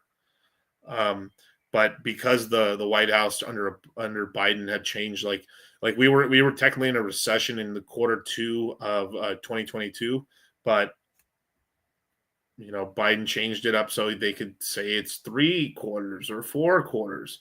But we've been probably in and out of recession for the last since 2022. We were probably technically in a recession twice in like 3 years.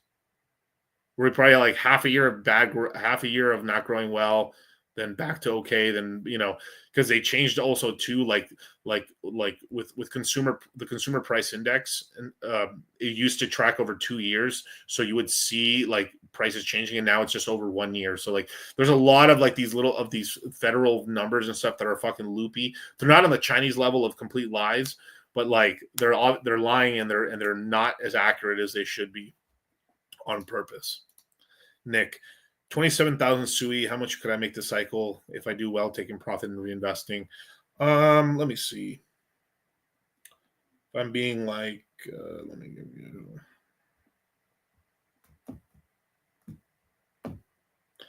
I mean, if you start taking profit around $8, like you're at least going to make like 200 grand on that, worst case, which is not. I mean, you have to look. The all-time high is about like let's call it 530. $5.30, and if as soon as it breaks above that and starts getting above like the $8 range, or even like you could start slightly taking profits out, especially like around maybe like even like $6 if you wanted to, but you could make some good plays, because like as you take profits, and then if it ever goes below the strike price where you bought, and we check in the market cycle still locked in, you could buy more, get yourself probably to 30,000. And then this is a lot of what we're going to be talking about during the profits course that we're going to be doing this cycle and stuff like that. So they both have nukes. Yeah.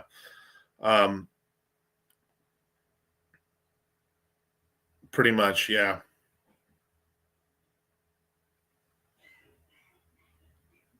Well, China's been falling apart. I mean, that one is legitimately complete. Like they're saying they're growing at 5%.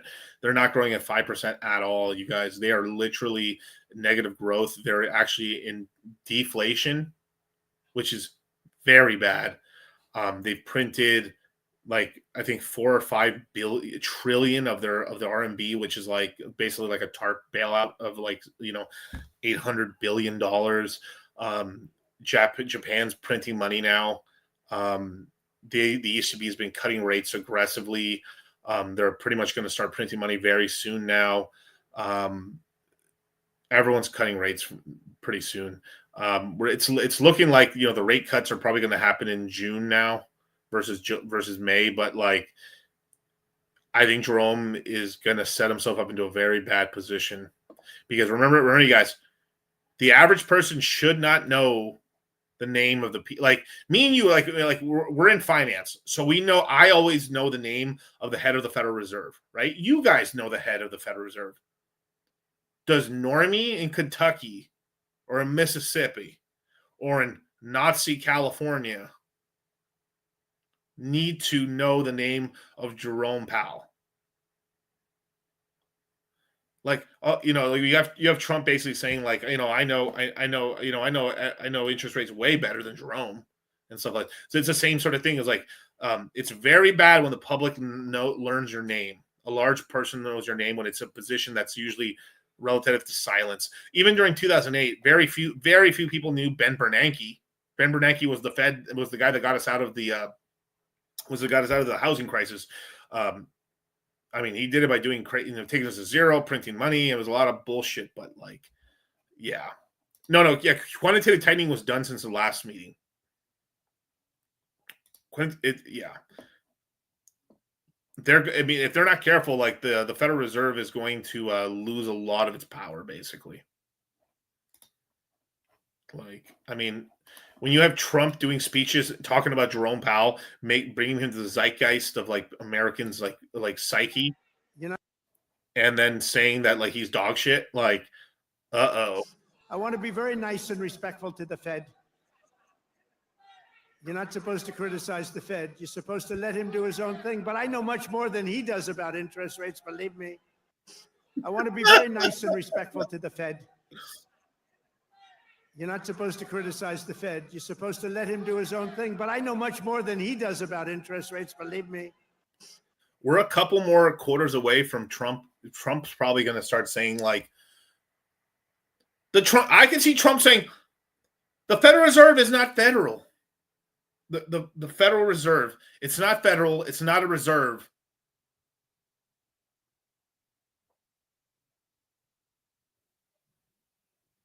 I can see it's like it's not federal. That's not part of the federal government. It's not a reserve. They don't reserve nothing. They print money out of nowhere.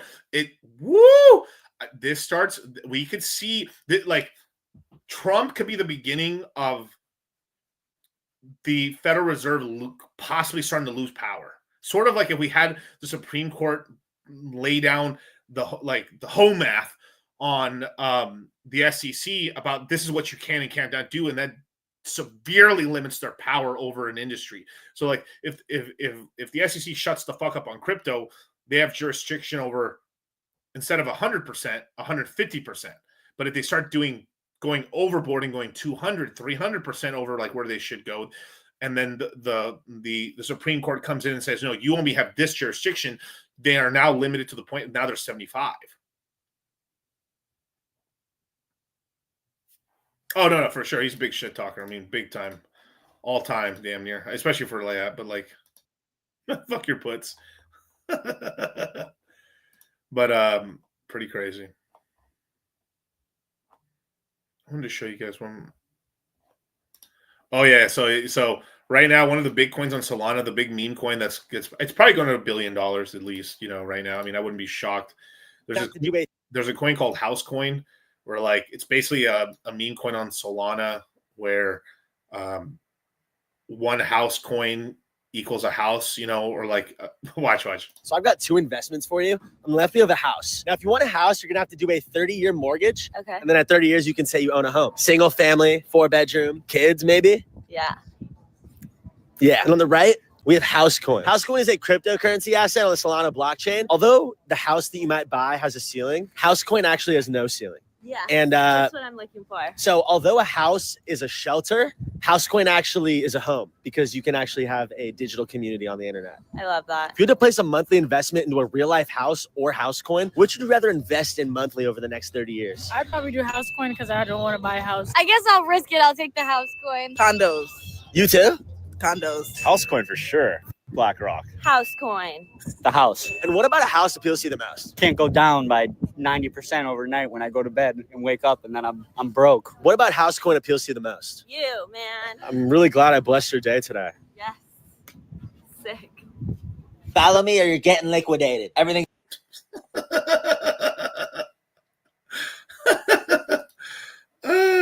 Shit, that cracks me up.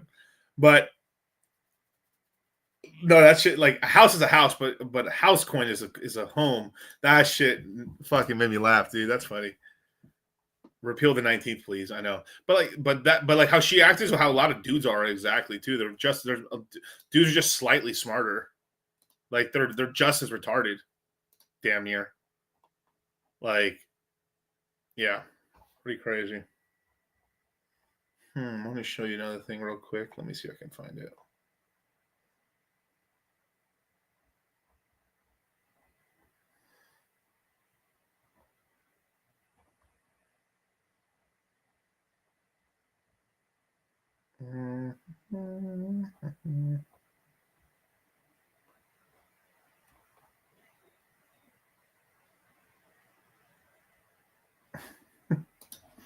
Oh wait, buy a house coin.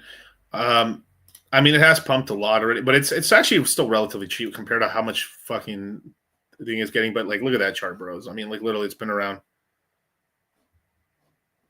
What is it like? Yeah, billion tokens. So it's just a pumped out fun coin or whatever, man. But like, yeah, it's getting some legs. But like, you're literally buying it at the top right now, damn near. Like, I think it topped out with about 11 cents. But $100 million market cap meme coin's not that much actually. And this shit's so stupid. I could see going to $1 billion. So potential 10x here. But it'd be nice if you could buy cheaper, basically. But let me see. Does it have a website? That'd be funny as fuck if it did. No, I don't think so. These guys are stupid. They should have a fucking website. Are they retarded? All right, let's see. I need to be convinced right now. I need to be convinced. All right, House Coin, convince me. Let's just see what you pinned. I want to see if you can convince me right now. Hey, you. Yeah, you. Still planning to buy a house in this economy? $900,000 for a termite-infested shoebox? Wildfires, earthquakes, 8% interest rates. And you think that's a good investment? Wake up, loser. The housing market is a scam. Boomers hoarded property. We minted Housecoin. Housecoin isn't real estate. It's real escape. It's time to flip the market. Fuck Zillow. Fuck the boomers. Fuck realtors. Fuck property taxes. Don't get stuck paying off your mortgage for the next 40 years. Buy Housecoin instead. What are you waiting for, landlord sim? Invest in Housecoin. Invest in your future.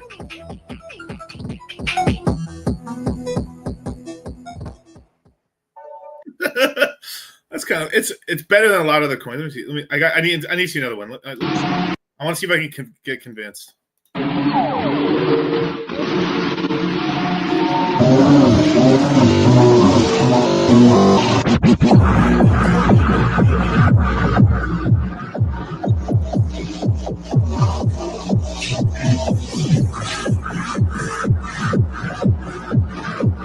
You know why this is also hitting a little bit too is because this is on the mind of every fucking millennial right now too. Yeah, I want a house, brick by brick. In life, if you live in a glass house, don't throw fucking stones. How's everybody?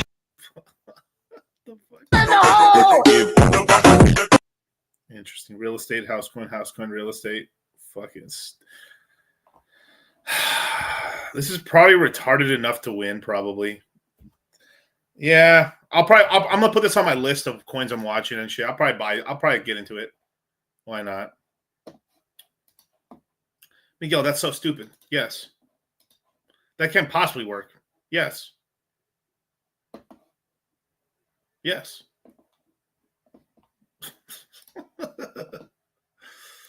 We got a Bunkai for the $5. Thanks for the gospel, brother. Always. Oh, I forgot I didn't have my Rolex on. There you go. Actually, do I have my other Rolex? Let me see if I got my other Rolex right here. Let me see. Hold up one segundos. I have all my Rolexes here. What do I have? Oh, I have this one here.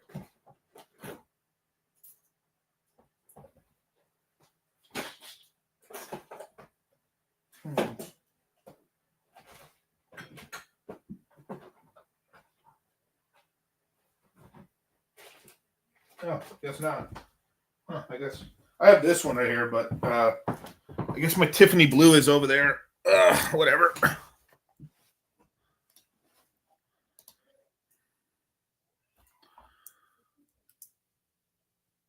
I got this little pink one. It's kind of funny. My chick wears this one. I think she's wearing my fucking Tiffany blue dial one right now. That's a very expensive one too. It's kind of it's basically, but yeah. What price does Soul have to be for meme coins to rip? I think $180, and then it cracks 200. We're off to the fucking races, motherfuckers. God damn. Giovanni Alfaro. Alfiro. Sounding mighty Frenchy there. Well, actually, I guess it'd be more Italian. But I have 27% of my portfolio in Bitcoin. Should I shave some off and invest into another coin? Looking for more X's. Sonic, Sui, Goggles, PX, PulseX, or Pepe. How is the rest of your portfolio? I'd have to ask if you wouldn't mind, if you're still in the chat, brother. But like, yeah, you could. I mean, you're safe too. You could like shave 7% off there, have 20, and then just use that to like get in some other coins. Yeah, I mean, I have quite a few watches. I've got a few watches, but they're all investment pieces. Like all these watches, I bought them like retail.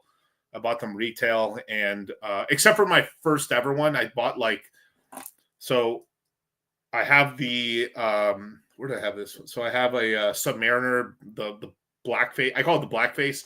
You're not supposed to call it that, but I call it the Submariner blackface. This is the bluesy. I have the blackface one. That one, it's the only Rolex I'm down on. I've lost probably like maybe like $3,500 on it, but it's not bad. So whatever, I'm fine with that. If you're trying to go for more X's, man, damn, dude. I mean, I'd put that 7%, man. Just get some PulseX. Pepe and goggles. If you don't already have Sui and Sonic already. Is the guy still around? Or what is it? Giovanni? Okay, do you think S will be? Yes, I do. Yep. Mm-hmm. Yep, I do. I really do. 100%. Art, do you think a gold Rolex is a good investment? I know they hold value, but I don't see it as a daily wear. I prefer gold for my skin tone, though. Yeah, I mean, you're right. It's a great piece that'll hold value relative to what you paid for it. So if you bought like all gold, like Submariner, like there's like, I mean, this is a two-tone, but there's a all gold version. Usually they're like 47, they're like 40,000 ish. Sometimes you can pick it up for 38,000. They'll retain their value. They're classic. You can buy a Just Date, kind of like the one Charlie has, all golded out and stuff like that. Jubilee bracelet, like here, I can even show you guys.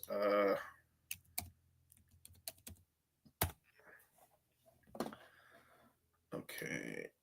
Let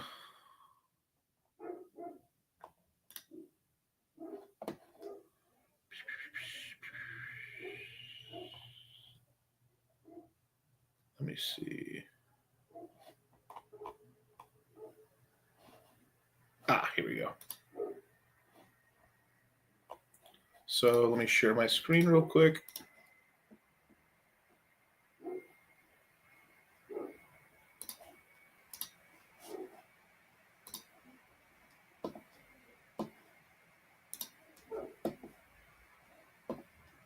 No, Iced Out watch is dumb, but I want to get one after the. Yeah, it's for bitch. It's for going clubbing and fucking bitches, dude.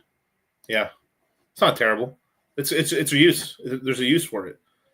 Like this, like one of these. This is a classic watch. You can pass out to your son. This is a classic old like great watch right here. You know, nothing, no extra frills. It's just gold, all golded out. It's classic.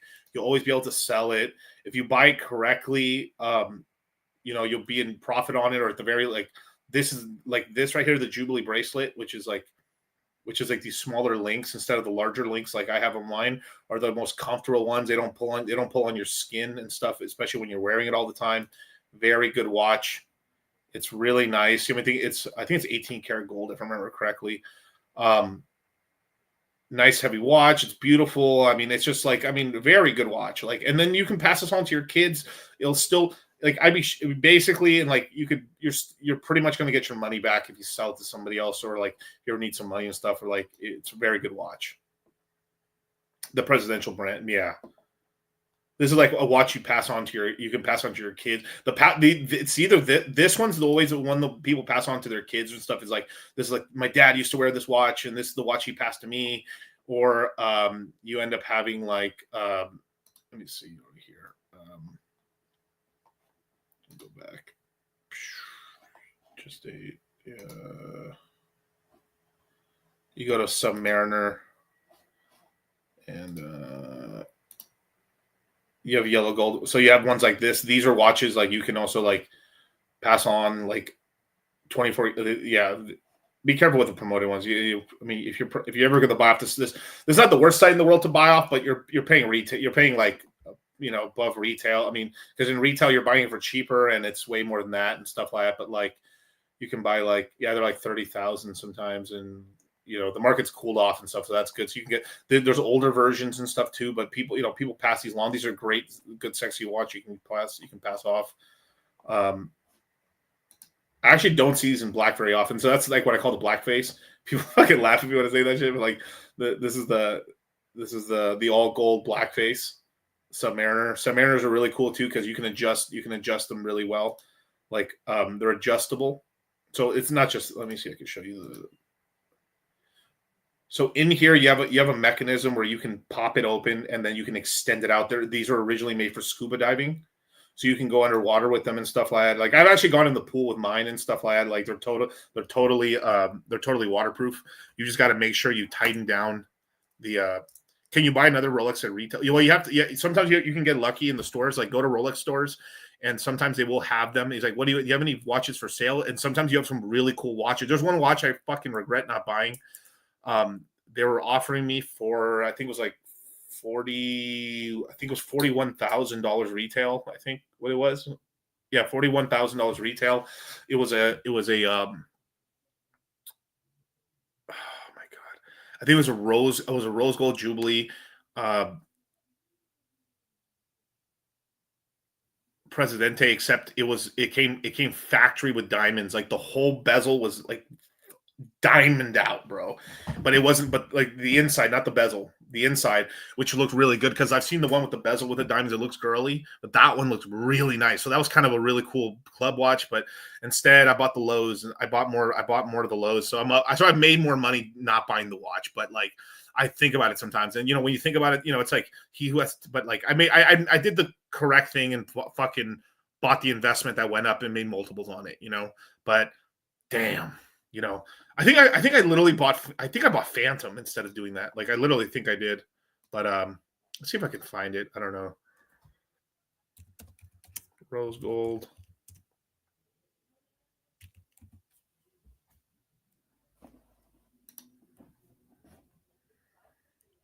Trying to see if I can find it.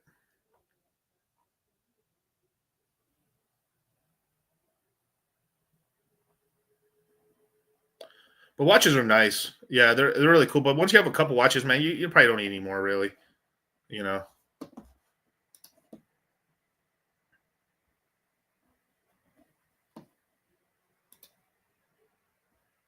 it was this one right here. Look at that. So, yeah, it's this one right here. So, it was this one right here. It was a rose gold day date 40 with it's all diamond out in the middle, bro. It's so bro. This picture's not doing justice when you have it out in the sun or anything like that. This shit fucking shines, bro. It was such. I was gonna get it for like basically 41 grand retail, so I'd be up like $20,000-ish on it. And yeah, the face, yeah, super. It's just that's a nice little like in between, like you can wear it out a little bit, but it's also good for when you're like you're a little tanner as well. Not gaudy, exactly right, because they have a version of this one where like this right here is all iced out. It looks like fucking a puss. It looks like a girl watch. I saw it in real life one time. They offered it to me, and I was like, hell no, this shit looks like some bitch's watch. This one, I saw this one and I was like, wow, this looks so good. I regret not buying it, but just because like I just like watches. But like, damn, it's so beautiful, man. It's so and this is factory set diamonds. So like it isn't like literally like if you resell it because Rolex put the diamonds in, this retains its value, and it's so beautiful, man. Such a beautiful watch. Right here, man. Oh my god, the only thing I had to do with the watch, why I think one of the reasons I didn't buy it too is like I had to buy 2 or 3 extra links because it's not like a Submariner. You can't really widen it out, so it didn't fit around my wrist. So I had to order 2, 3 extra links and shit. So I just didn't. I don't know. I was just not in the mood. I just didn't want to wait. I just wanted to. If they had it ready to go, I probably would have bought it. But like, I just forget it. Yeah, Super Hex knows. Yeah, Rolex diamonds hit hard in the sun and lights. Definitely, man. One of the cheapest club watches you can buy. If you're looking for club watches, shout out to Fresh from Fresh and Fit. We're going to do a webinar relatively soon, a return on flex. This is always like stuff we always talk about is like watches, cars, clubs, and all this stuff there is no, and I almost bought, who sold me this watch, was trying to sell me this watch. It was the AD at the Wynn. So I went to the Rolex store at the Wynn in Las Vegas. Shout out to him, man.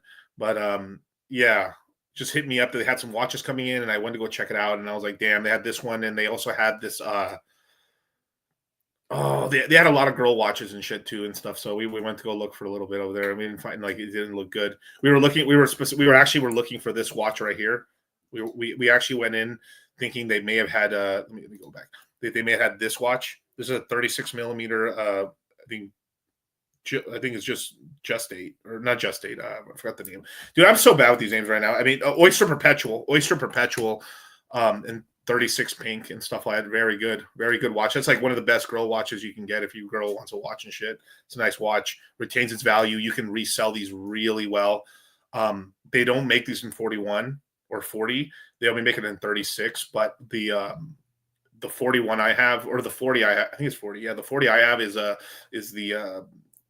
Tiffany Blue Dial. This is an Oyster Perpetual. Yeah. Any more right here? Did Giovanni say anything else? Or let me see if he said anything. Okay, here we go. Yeah, so he has very little in Sui. So yeah, I would roll it into Sui basically, and then you'd get into some Sui alts, pretty much. I think that'd be fine. I think that's totally okay. Yeah. I mean, but like you have a certain amount of Bitcoin, I just keep it because like you'll be able to take profit on it later, and I don't know your whole like situation and shit, but it's okay taking some of Bitcoin down at this prices because you're buying really like Bitcoin's gonna smash so many of the competition that you're really buying at decent prices right now. Darts on Mark Connery winning the fucking cuck. It's looking like Alberta's gonna end up leaving their basically Canadian Union basically. Good for them. Good for them. Got it. Yeah, not good. Not good. I mean, this is pretty much the nail in the coffin for Canada. They're fucked, dude. It's over. Not good for them. But yeah. Let me see. Where does it show you this?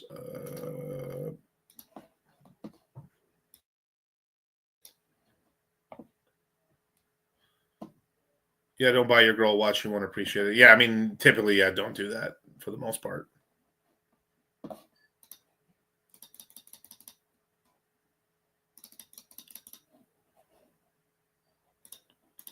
Let's see right here if I can.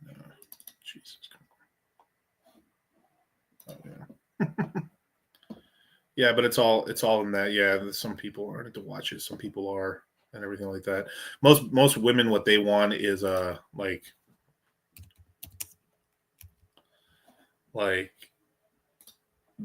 want to know what bitches want, right? Like this is like the thing right now that all the chicks are wearing, and chicks that have money or chicks that have dudes with money, and so it's like the subtle flex. Like if you see a chick with this shit, just walk away. If you don't got it like that, just because, man, you're gonna end up in some bullshit. But like these Van Cleef bracelets and shit, you know, like they're like that's pretty realistic actually. Like they're anywhere from $3,000 to like $10,000-$12,000 bracelets, and yeah. A lot of girls wearing fake versions of these and stuff, but like if you know how they really look like, yeah, like diamond out ones, yeah, this one has diamonds on it and stuff, $16,000, or they're wearing necklaces which are worth fucking like $24,000. Yeah, boring ass bracelet, but like they've been in for a long time. But like that's just like a good, like I would like watch it, like that's a good gold digger, like not gold digger, but like sort of like if the chick's single and you're talking to her, like be careful, brother. Like, you know, she might rinse you, bro. I know it's saying F that, but like, you know, it comes down to that whole thing of like, depending on how wealthy you are, you know, it's like, is it tricking or is it just like something nice you got for somebody because you're with them and you care about them, right? That's the whole thing. If it's not, it's just a rounding error, it's fine. Like as you get richer and richer, right? I mean, and your circle gets smaller and smaller. Whoever you do have in your circle, you do nice things for them. And you're like, here you go. This is for you. You know, I want you to have this, you know, but this is somebody that you're with, right? Not like some fucking, like you're just paying for pussy and you're like, here's a bracelet. Hope you fuck me. That's no. Yeah, fresh off her trip from Dubai. Right.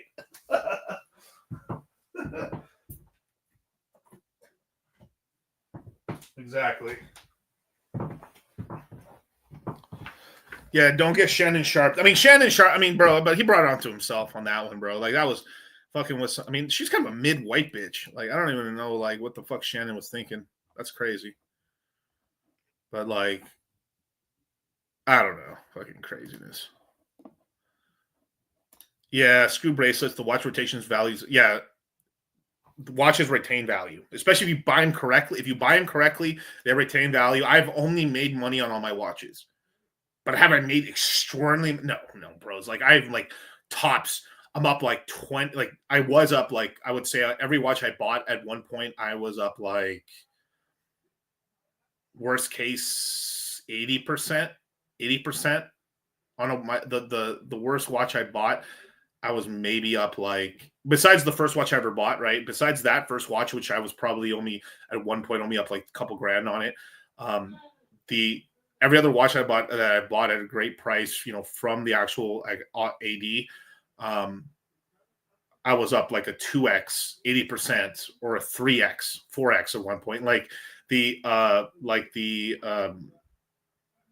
what's called the Oyster Perpetual, like Tiffany blue dial one. That one hit as high as like I bought it for like 17 grand. That was one that I didn't buy AD. I bought it for like $17,000, and it was within like 3 months it was worth like $70,000. That was a pretty good one. Still today, it's worth in the mid 30s. So it's like I'm still up in money. Other watches I bought, like I'm up like 20% on the worst case one of them, other than the first one, which I'm down a couple grand on. But yeah, Crypto Bros getting rich again. But it's not just Crypto Bros; it's the whole market. The stock market was up too. So usually when Crypto Bros are up, the stock market and the real estate is doing pretty well as well. You know, I mean, I've always, like, I don't know, like, Super Hex. What do you think about the Richard Milles, bro? Because I'm kind of with Richard on that. Like, I think Richard Milles are kind of fucking ugly. Like, because Richard Milles or a lot of these other watches that get popular, they kind of go out of style. Like, Rolexes are always worth something. Where like, there's the Richard Mille was really like the 2020 to like 2023 watch everyone was wearing. I personally think they've been falling off for a while now, you know. Dang, getting rich makes your circle smaller. That hit hard. 2 times the salary my friends make. Can't see them the same. They won't level up. So I had to cut them off. You don't respectfully, but you don't have to cut them off like that. But it's just like, if they ask for help, you help them out and stuff, but not financially, right? You know, don't be loaning people money. Don't be loaning people fucking money. Don't, like, I know this retard that lent somebody like $400,000 for why? Like, for no reason, right? But like, okay, you're gonna do it, right? And then basically the guy didn't pay him back and is like losing his fucking mind right now that he didn't get his money back. Like, why would you lend somebody like $400,000 that you barely fucking know at all? Like, it's fucking insane. I don't know why people do that shit. Like, now if you wanted to help them and you had it at the time, and cool, but like, it's like, but like, that's that whole thing about like getting paid back, or like, you have to have everything and even in contracts, still the person just may have just fucked off and not used the money correctly, and it's just gone, and you're just not getting your investment back, you know. But like, yeah, crazy. Yeah, you better bro, people. But when you start having money like that, when you really got money, when you start getting money and it's coming in fast, and you really got it, like, I didn't lend out somebody $400,000, but like, I got so many stories. Like, one day, I think like in 10 years or something, like, I'll be able to like write books on just stupid shit that I heard people do and seen people do and cry about and shit, lose their fucking mind over. Like, you know, only lend what you're willing to lose. Yeah, you know, it's like you know. It's like your dad asks you for like $5,000, right? And you love your dad, and then you're like, "I'm going to give you the $5,000, Dad. Here, no, don't pay me back." Or like, I'll pay you back slowly over time. Cool, whatever, it's fine. And then he does, cool. But he's like, "You're really going to lose a relationship with your dad over $5,000, right?" You know what I'm saying? Like, it's like, here, just give him the fucking $5,000. If your family needs the money, here, right? But it's, yeah. Loan them $400K to buy a home, and they bought a house. They bought a house on Solana instead. This is a peak financial decision, Art. I mean, let's not throw out the baby with the bathwater, Art. Just yet, you know. Bring me 15 hookers now and get the drugs ready and take me to the private island. Get the bro. But lending fucking money to your fucking girlfriend's family, or like, you're like, no, dude, like, don't like, there's like certain people you would lend it to. Like, it's such on an on-case basis. Like you might hate your mom, or you love your mom, and you're like, in like, you have a great relationship with your brothers, or your brothers are pieces of shit to you, or like your best friend is your brother and he is going to pay you back, and he's going to, like, it's just like, it's so tough, you know. Or like, one great advice that I heard is like, you know, if it's a person, family member, okay, I'm gonna help you one time. What do you want? But this is the one time I'm gonna help you with it. Okay, here. This is the last time. Like, I'm not going to give you no more money ever. Are you sure this is what you want? Yes. Okay, here you go. And that's only, but you only do that shit when you already get to a position where you're already fucking, you have a lot of money. Here, bro, if your girlfriend and family asks you for money, they don't respect you. Let's be real. Sort of, but like, I mean, they see you like an ATM in a way, but it's like they do respect you. I mean, they have to. Fuck, your money talks and shit. But like, but you're gonna have to be like, I'm sorry, no, you know.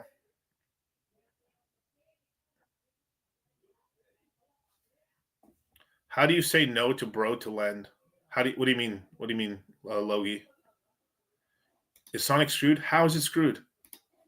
It's gonna pump. Don't worry.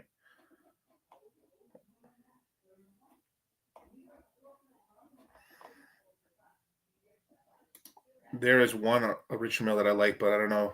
I can have ball. Yeah, exactly. Right. Like the one I like. I was thinking about getting. Like I was thinking about getting a. Let me see if I can say it. Like.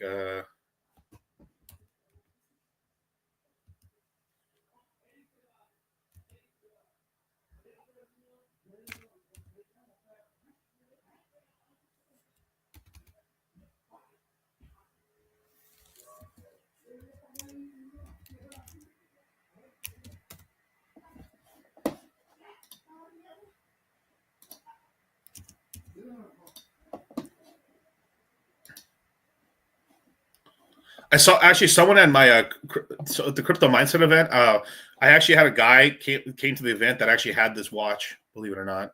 Let me see if I can show it. Let me see if I can.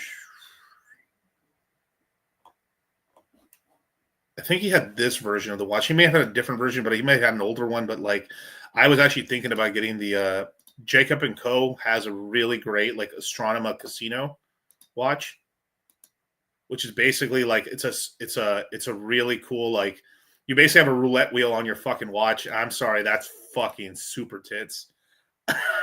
It's a really cool watch and shit. It's a roulette wheel on there. You can literally just go and roll a fucking number. I think that's really cool. But that's just like if I'm just top dorking money, it's shit right here, man. But like that's really cool.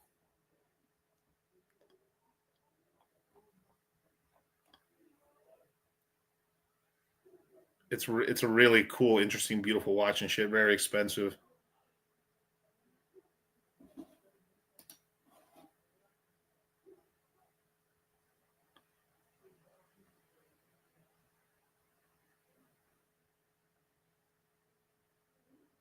Is there any good American-made luxury watches? Fuck, I can't think of one on the top of my head. Like, one good watch that I mean, it's just like Rolex is always king, bro. I'm sorry, Rolex is king, especially if you're just trying because like you're buying a watch, you're buying a watch for people to like. What's the reason I wear it? Like, what's the quote? Like, the reason I wear an expensive watch is for you to know that it's not for me to tell time, it's for you to tell how much my time's worth or some shit. It's something like that, basically.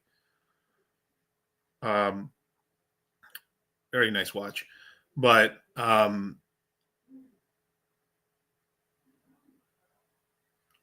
Rolex is just because it's sort of like Louis Vuitton. Everyone knows what it is and shit, but is it like there is very you can get so crazy in the watch game and stuff, and at some point you're in the thing that you're like, okay, this is a cool watch here, so you know, it just sounds so weird because like you get somebody that like clip this out and it's just like they're just like, oh my god, he thinks this is gonna give you respect. It does and shit, like, but it's not like, oh, I saw the watch, so now like, you know, like I've got a multi-billion-dollar deal. It's so no, dude. But like you wear a nice watch and stuff like that, you know, it's, you know, it's not just a confidence booster. It's nice. They're good. They're cool, you know, but it's a sort of thing where like, you know, where like if you have nothing on, like that's why you see all these rich dudes or like these celebrities, they're wearing literally like nothing. They're like they look like fucking bums, but they're wearing like a $300,000 watch, right? You saw Andrew Tate bought 30 watches? Yeah, right? I mean, yeah, watch. I mean, it's just kind of like, it's the guy's version of like bags in a way, I guess. But like, it is what it's kind of like intersexual competition, stunting. Like, why do you like? It's the same. Like the argument's kind of funny always because then guys are like saying like then like so stupid to spend that much money in a watch, but then you spend it all in a car. Same shit. You're all, at some point like what cars don't make transportation. So what are you doing? This is peacocking. This is showing that I have so much extra fucking like resources that I can just fuck off $300,000 or 24 grand or 50,000 or 100,000 on anything on this shit because it's just surrounding. It's just a whatever to me, right? That's peacocking. This is peacocking. Male humans peacock. This is 100% true. That's why like when like what's his name was like. He did the whole thing about cars super dumb because it appreciates some value or watch holds. Yeah, but it's all stupid. Like you're better off like not having watches at all. Not buy like you're just having buy a fucking F1 a used F-150, a good used F-150 or buy yourself a used Lexus. Used Lexus is probably the best car to buy. A used Lexus, done, reliable. Put the rest in the market, get richer, right? But then at that point, like, then there's this whole point is like, at what point do you live? Like, is your whole life basically doing nothing? Like you get to have no fun, no cars. You're not going to spend money on this. You get yourself a basic bitch. Fucking, you're always eating you're talk about like, what's the point? You know? Yeah, you have to choose where like it's your life, your whole thing, but you have to choose like you're going to spend money and you're going to spend money on stuff that's kind of a stupid investment, but maybe it was a great investment. I chose to put most of my money back in the market, but I still bought some fun stuff and had some fun, but it was nowhere near like the fucking amount of money that I made. I could have bought retarded shit. I could have gone like Togi level stupid, even more realistically, you know. G-Shocks are nice. I like G-Shocks, a Casio. I actually thought about one point buying not 24 karat, but like an 18 or 20 karat Casio because I thought that's just funny. That was really cool. This is a return on flex stream. But cars are great. Like I love driving around in a Hellcat, bro. It's fun. They're super fun. It's my daily driver. Super fun car. I have other cars for like long trips and shit and everything like that, but like that's a really fun car. Like you think you get tired of the supercharger whine? You don't. I'm telling you right now. This whole car is like, oh my god. Once you have a Ferrari, like I hear people saying this. Once you have a Ferrari, it just becomes a Ferrari at the end of the day. Sure, maybe when you're just driving slow, but when you hit the highway and you go, brrr, trust me, it does not get old. Dog, I love driving fast in that shit, dude. It does not get old. That's such a like, I'm telling you, every time I go, like, dog, it does not get old. Yeah, Ferrari's dog shit. Fuck that. I mean, I'd rather drive a Lambo, but Ferraris are great cars. It's just, their fucking company is dog shit. They're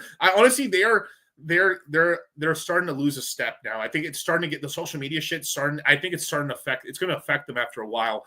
Doesn't matter how prestigious they are. Ferrari is going to it's starting to get a bad reputation now. But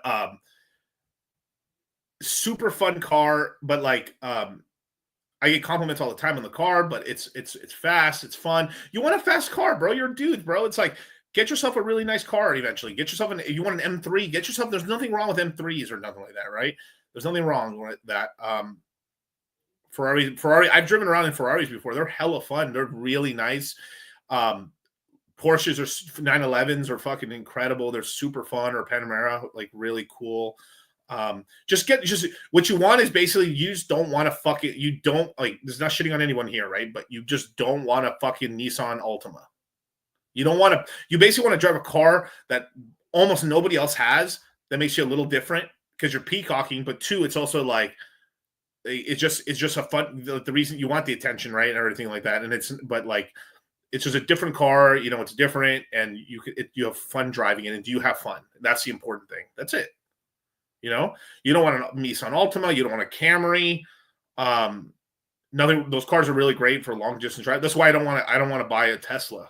Like, what's the point? Everyone has a Tesla. Like there's nothing like there's basically no reason for me to buy a Tesla unless I'm buying like a Y or something like that for like long distance drives, or just like I just want like a fucking, if I want a car, like if I just like if I wanted like an anonymity, then I would just buy a fucking decked out fucking Cadillac. You know? Get yourself a fucking blacked out fucking Escalade or Yukon or whatever. Get driven around. It looks super nice, very, very cool, but it's just, but it's like a blacked out fucking car. So people just think it's just some guy in a private fucking like chauffeur service. Done, right? Or I like turtles. Yeah. You know what car has been upgraded a lot recently that's very, very good is actually the new Corvette.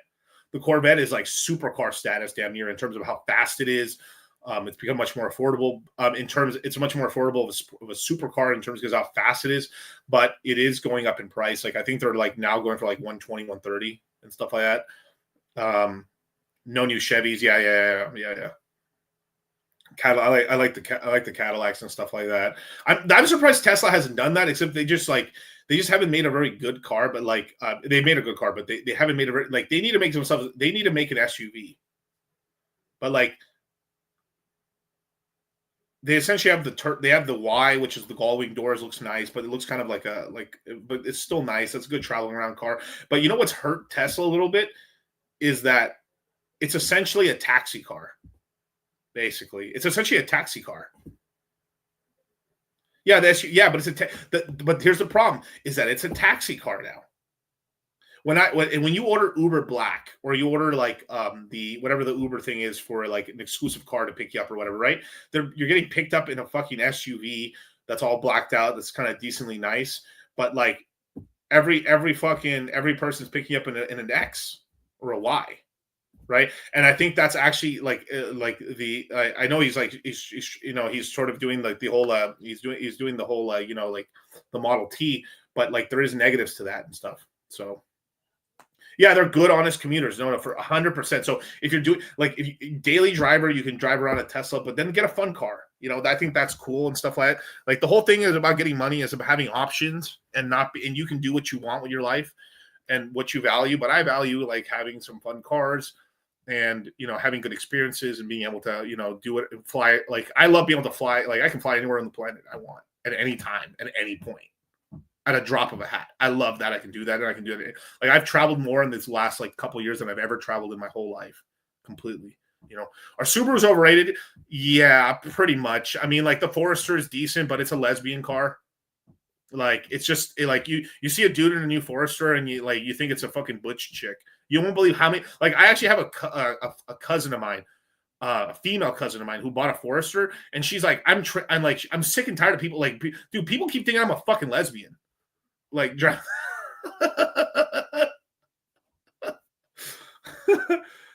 she just had a kid and shit, and like, she's like, but like, dude, everyone thinks like, bro, everyone thinks I'm a fucking lesbian. Like, whatever, because I drive this car.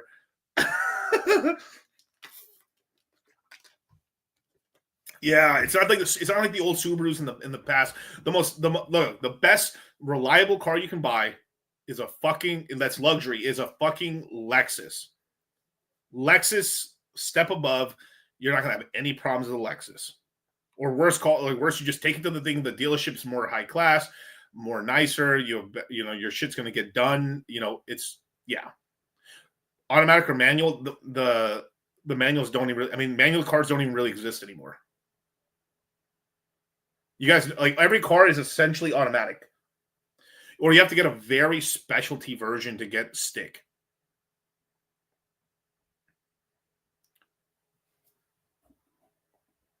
Yeah, and this is a good trade-off. Like, do you drive more versus the supercar, or like honestly, the best shit, get yourself a nice house, or at the very least, get yourself a house that's private. So like end of a cul-de-sac, or end of a street, or higher up on the hill. Just like it's you don't have to go fucking crazy in your house, but like imagine like you have a house, you pick a house that your neighbors aren't that close to. Like that's a really good move. Like when you're choosing houses, is to choose, like, you look at the house. One of the first things I ever look when I look at houses, where are my nearest neighbors? oh, they're kind of across the street. Having your neighbors only across the street, no corner neighbors around you. That's one of the top things that I look for in a house, because then you can have like a loud little party, or you can like be louder in your house, and fucking your neighbors don't give a fuck because they're across the street. As long as you're not blasting some shit in the middle of the night, like out the speakers and shit, you know? The front, yeah, the modern nights on some of them, yeah. Yeah, exactly. But if you're just going for like, I want a comfy car that I can drive that like is reliable, Lexus is really it and shit like that.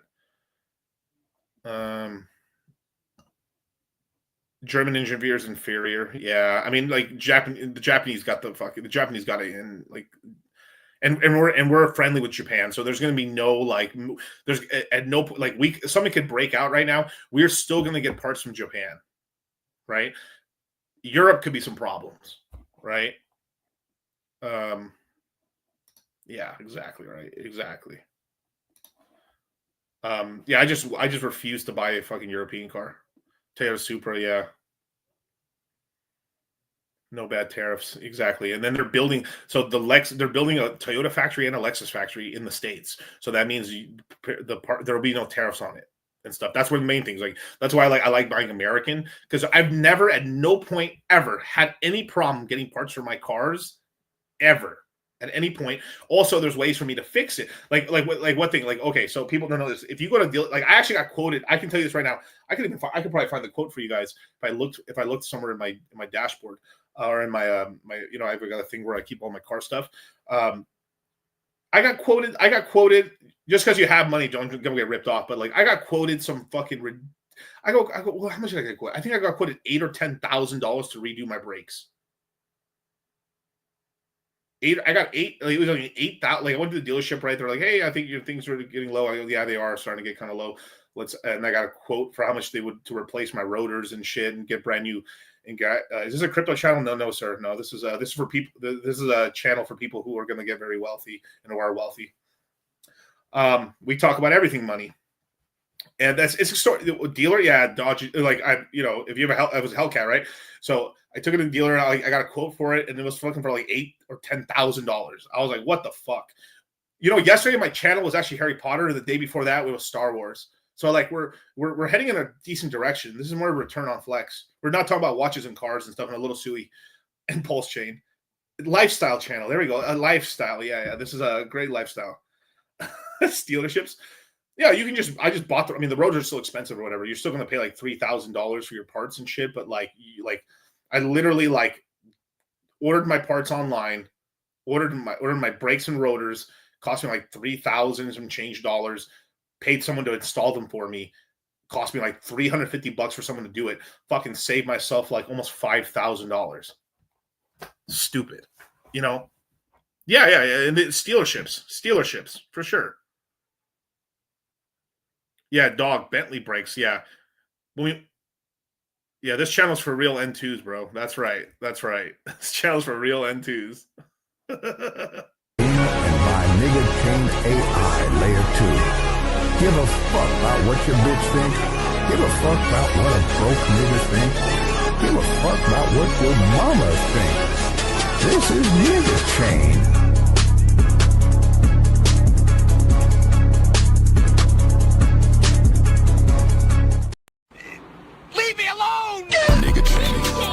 Nigga chain. Did you bridge yet? Did you bridge yet?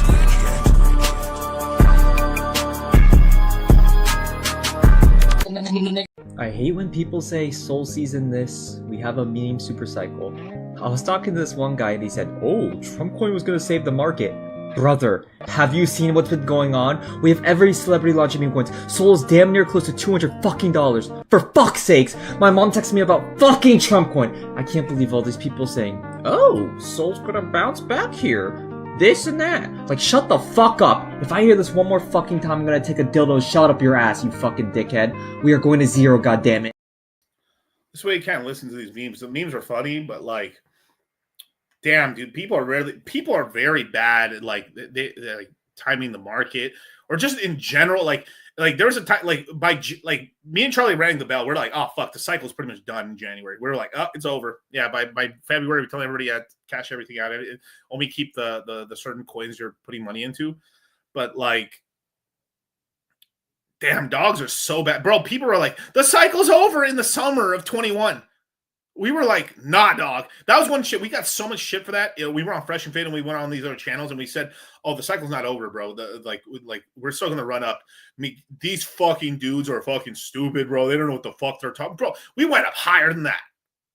Fucking idiots, dude. Fucking dummies, dude. Like these crypto dudes think that they came in like they've come in the last year, dude. They don't know shit, dude. Fucking idiots. Stupid fucks, man. I mean, look what's happening right now. I mean, like, I think, here, let me show you this. Where is this? Okay, here we go, man. So Aiden Ross, right? Aiden Ross actually called the top kind, like, and he was getting made fun of by his fucking, the vape cartel. But like, he's now kind of realizing these fucking dudes he had on stream were pieces of shit. Like, and I told you guys, Aiden gets the pass a little bit, but like he's got the Jufro here a little bit. Needs to get away from that. But like, he fucking had all these people on, and they fucking shilled dog shit, ripped him off. He lost money, and like, it's dude. Like, come on, bro, dude. These FaZe Clan guys, come on, dude. Let's stop it. Not all FaZe Clan, but come on, like. The thread guy might be cool, maybe, but watch. MLG is up. You're good. Ban him out of my chat. Aladog, you're a dick sucking piece of shit, bro. You're a dick sucker. All those fucking crypto kids, they're nowhere to be found, bro. They stole millions of dollars from innocent people, bro. No, we don't see about them anymore, hang around them anymore. They're nowhere to be found, bro. Fuck them. I'm dead serious, bro. Fuck them. Fuck. What the fuck have they been on, bro? They're like hiding away somewhere underground. It's fucking insane, bro. They bought like bunkers and shit. It's fucking insane. I like Thread Guy, though. I like Thread Guy. He's a funny guy. He's cool because he's been watching me for a long time. But all the other ones are weird. MLG is up. You're good. Ban him out of my chat. Aladog, you're a dick sucking piece of shit, bro. You're a dick sucker. All those fucking crypto kids, they're nowhere to be found, bro. They stole millions of dollars from innocent people, bro. No, we don't see about them anymore, hang around them anymore. They're nowhere to be found, bro. Fuck them. I'm dead serious, bro. Fuck them. Fuck. What the fuck have they been on, bro? They're like hiding away somewhere underground. It's fucking insane, bro. And even the Thread guy lost a lot of money, but he's not a bad guy. But even he lost a lot of money. No, he lost. There was more money. He's like, this guy's a dude lost $50 million acquired from Brainless, donating to him. Yep. But like, he's been pretty right. He was questioning. Like, it might be. Let's see. I bet you someone posted the video in here if I see it anywhere. Look, Aiden lost $40 million right here. And then you. Fuck. Nah, it's not real. That's not real. Ask Cheezer. All my mother's life, that's real, bro. Come on, Los. Started out strong. All right, let's stop it. Remember Chill Guy? That's you guys remember the psyop on Chill Guy?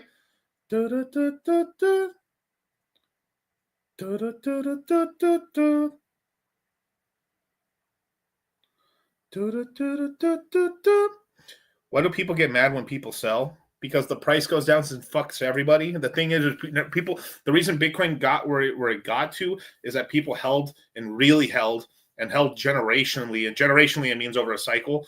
And look where Bitcoin's at. If Bitcoin was full of Jeets, it would have never even got to the price it's at right now. The reason Hex got to where it's got is because people really believed. That's why it got to that fucking crazy ass level. What do you think? Doge got some hardcore holders. Why do you think it's at where it's at? Like. The thing is with these gens, like this is like me being a millennial here. A lot of these Gen Z guys, they're brokies. That's the truth. Most millennials are brokies too, but they're brokies.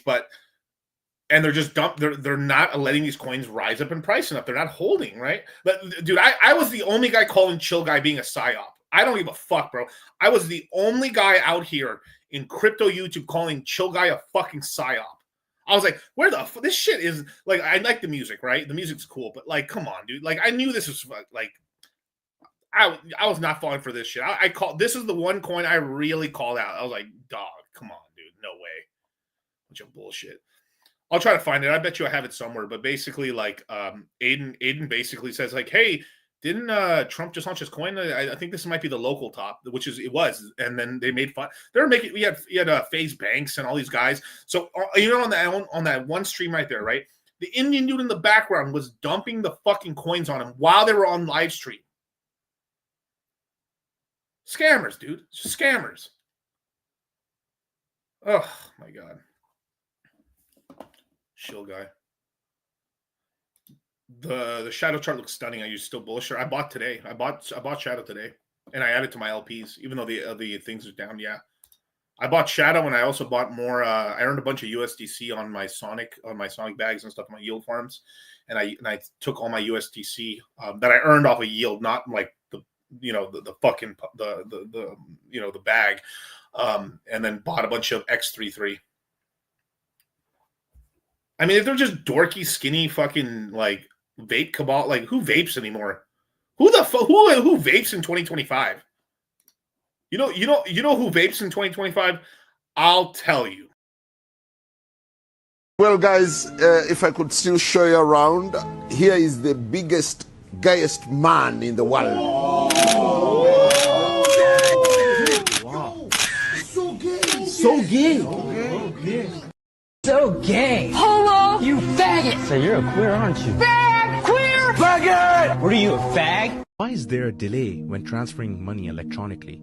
Sometimes 5 days. Electricity is the speed of light, so shouldn't the money transfer instantly? You are gay.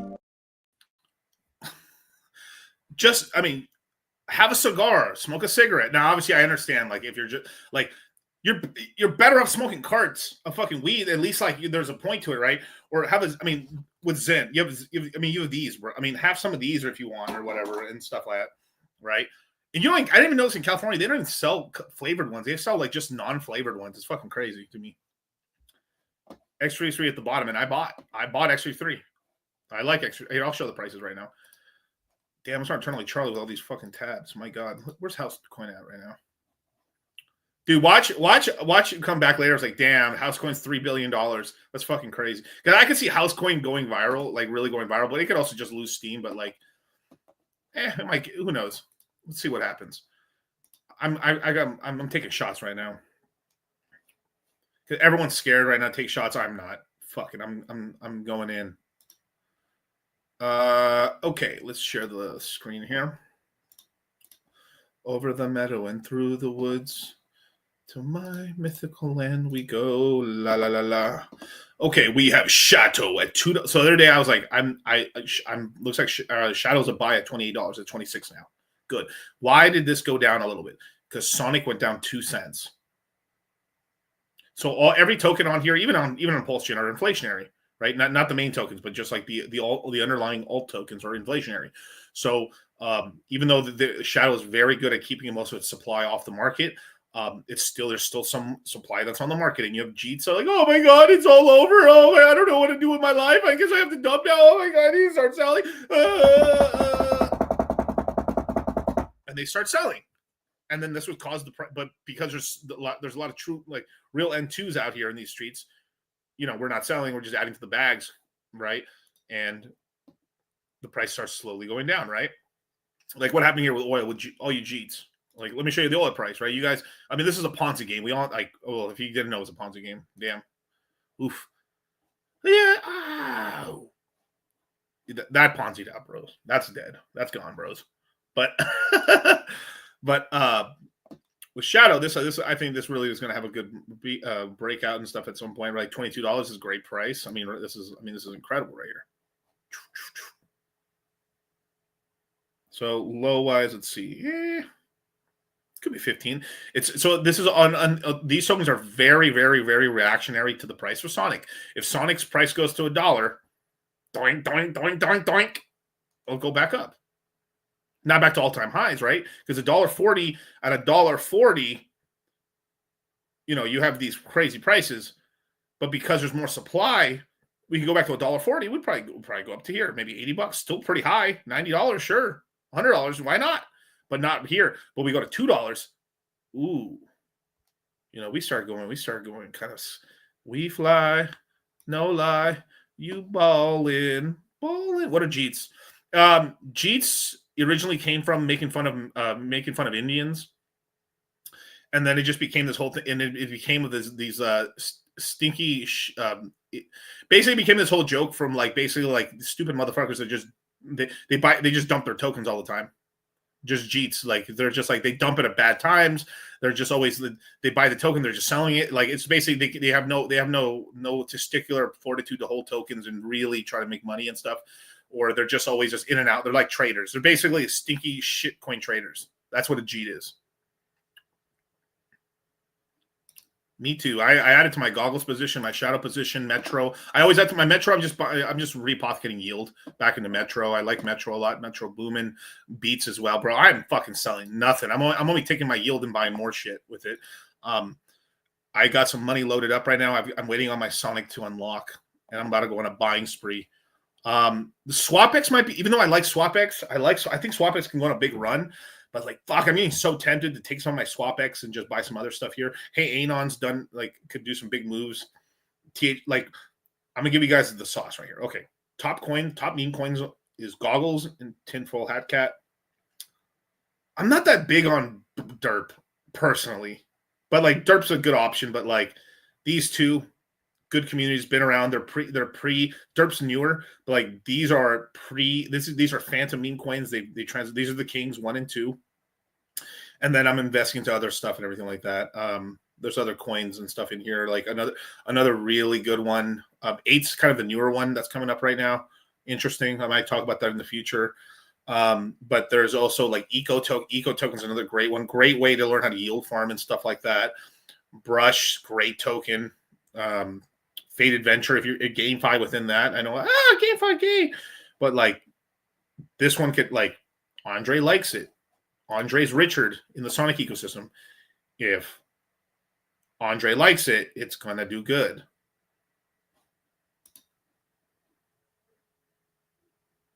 You understand what I just said right now?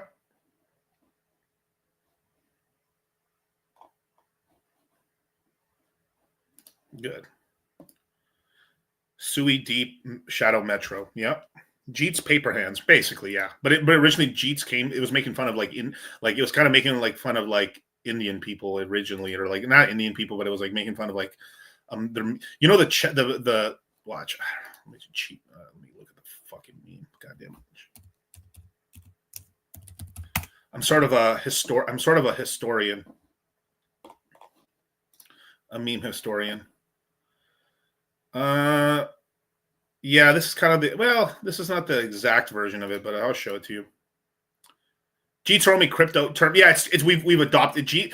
Yeah, Jeets have become a crypto term. Yeah, exactly. It originally came from that, but it kind of fell off. Like a lot of memes, it kind of fall off. But like it kind of came from this. It's kind of like that's OG. That's the OG. That's like OG. But like it's kind of what's this. Like it was kind of this, and now it's like you see, even we don't really have a good Jeet meme, but like basically there's people who just dump the bags and shit. It has some relation to Indians a little bit, but not really. It's not really kind of for Indians. It basically means like stink, because like it just means fucking stinky fucking like coin droppers, paper hand faggots, losers. Basically, people don't have testicular fortitude. Rajit Indian. You guys want to hear a joke? You know why I don't cheat on an Indian chick? Because when an Indian chick's got that red dot on, she's always recording everything you're saying.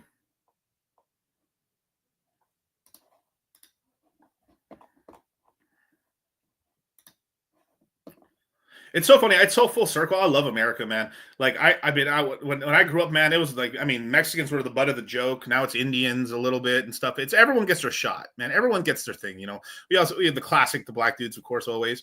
But like, what everybody, you know, it's open opportunity. Except, you know, it's open season right now on everybody, always and forever, and that's fair, you know. But you know, there's always one group you can't. Jewish niggas. What's up, nigga?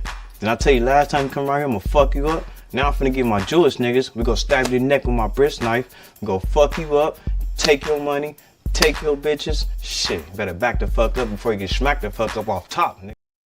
I've met some really beautiful Indian girls. There's really Indian American girls, of course, but there's really beautiful Indian girls out here.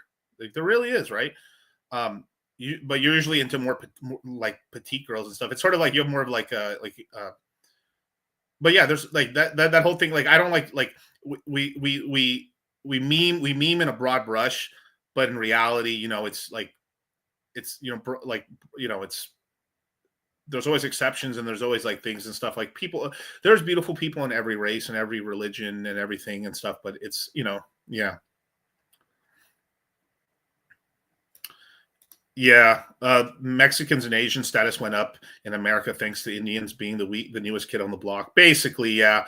I mean, I heard this from an Italian fella that they said like when did Italians graduate to being white people?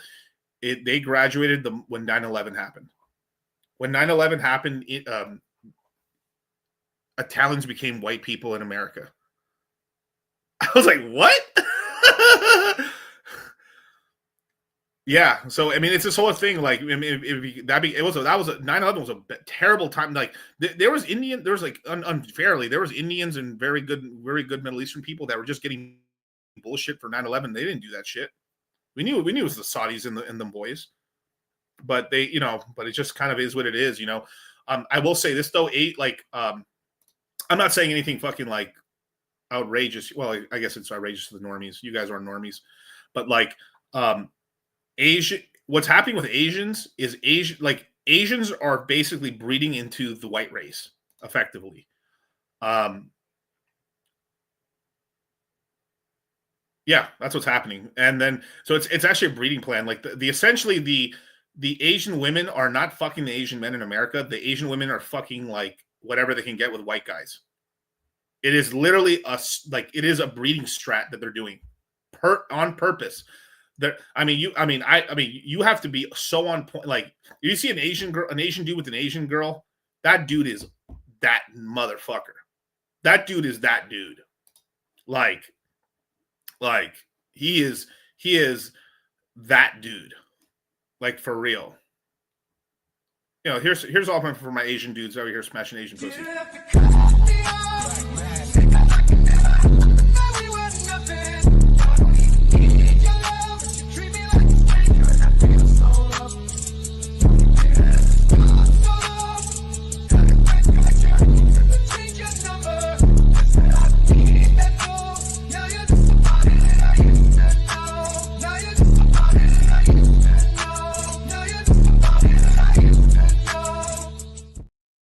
There's kind of some internal hate. Asian women are racist. They are intrinsically racist. They really are.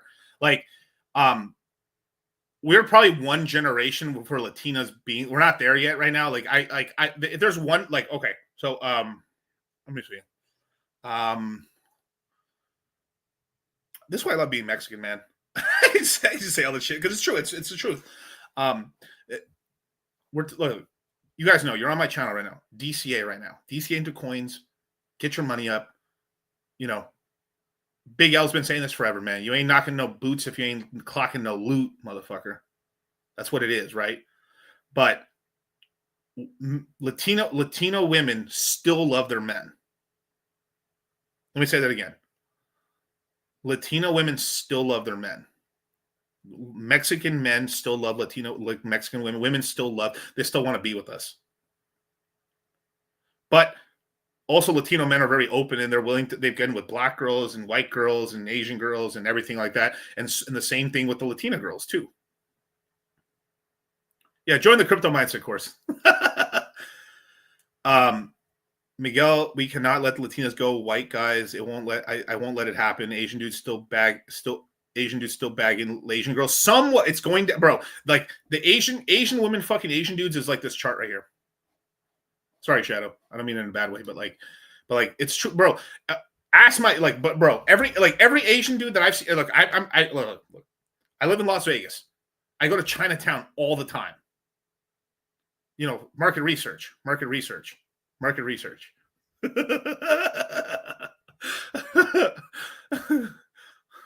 I'm somewhat qualified to talk about this. Every Asian dude that I see that has like a banging Asian chick. I mean, anyway, it doesn't bang, just Asian on Asian love, right? The dude's driving a nice car. He's got a nice Lexus. He's got a GTR, Supra. These are like fucking successful. Like, doesn't matter height wise. I've seen like a short Asian guy with a short Asian girl. Beautiful. He's on his shit. I'm super quality. Yeah, shout out to my dude right here. If you're on, bro, I'd have you on talk about this, bro. Drives a Supra. Oh, lol. But it's true, right? Like, bro, like I was picking up chicks and I didn't have a car. I was driving in a fucking, like, man, I wish I could show you. I have to find my old phones.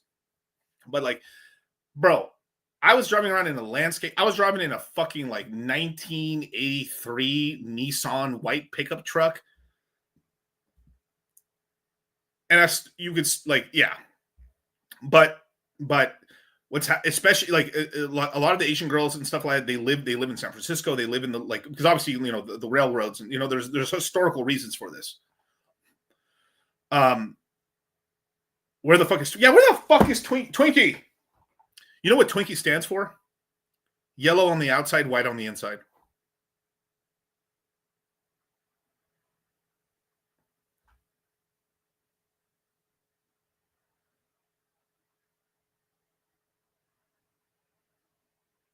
Damn, I got a good one. El Twinkster. I literally, you know how many times he tells me that? Every time it's like, hey, Miguel, you know what Twinkie stands for? Or when Twinkie's drunk, and like we go to the crypto mindset events, he tells me this every fucking year. Last 3-4 years, he's told me this. He's like, when we're all drunk, he's like, Miguel, you know what Twinkie stands for, right? What? Yellow on the outside and white on the inside. Shout out to Twinkie. Shout out to Boogie too, man. Those are my dudes, man. I always support my people, bro. I love Twinkie. I love Boogie. I love all the guys in here. Art, you know, shout out to Jimmy here too. Like, you guys are my family. You guys are my people, man. I want all my viewers to be as rich as fucking possible. Like, if I want the world's money to go anywhere, it's to you guys, because you guys are fucking smart people. You don't get the community you want. You get the community you deserve, right? And my community kicks fucking ass. If I don't know something, I can ask my chat. You guys know something. Like, it's the alumni is 18,000 people strong. We have onboarded 18,000 individual members into crypto. 18,000 people. This is not 18 recurring people. No, 18 individual people into crypto. I'm like one of the largest onboarders of Black people into N8, and like me and Charlie are the large, like, probably statistically speaking, we are, because of FNF and the red pill and stuff. Me and Charlie individually have onboarded probably the most amount of fucking like Black and Hispanic people into crypto. Period. No, of course, everybody else, of course, a lot of you, but just statistically speaking, you know, because like in investment, right? The highest percentage of people in investments are white and Asian. It's not black. It's not black, and like black, brown, and Indian and everything else is usually pretty low on the totem pole when it comes to investment. Actually, I'm the MLK. Well, hey, dog, yo, chill for a second, dog. I don't know, these gay allegations are getting a little out of hand for MLK. You know, and there's this whole thing going on too that people are like, it's starting to come out a little bit. Like, I'm just gonna relay what I've heard. I don't have a fight in that, because I've not studied like the history of like MLK and you know, and into like, you know, all that stuff, right? But what they're starting to come out with right now with MLK is that like he essentially was bamboozled a little bit with his movement, because when they did the whole Rosa Parks thing when he studied Miguel for president. Worst case, I will run for governor one day or something. Like, I will run for government at some point, just because I want to like give back to the world. And, you know, I want to run for governor one day, maybe senator, maybe House representative. I think I get House representative, no problem. But like something, right? And this is gonna be so funny, dude. One day when they bring back these videos of me saying this wild shit. But Yeah, I mean, it's no. I mean, I think nothing less of like MLK fucking white girls or whatever and having parties. I mean, whatever, that's fine. But like, I was so shocked here. Like, they're trying to run the narrative. I don't know if it's true. I'm not co-signing this. But they're trying to run some narrative that MLK was doing gay shit. I'm like, what?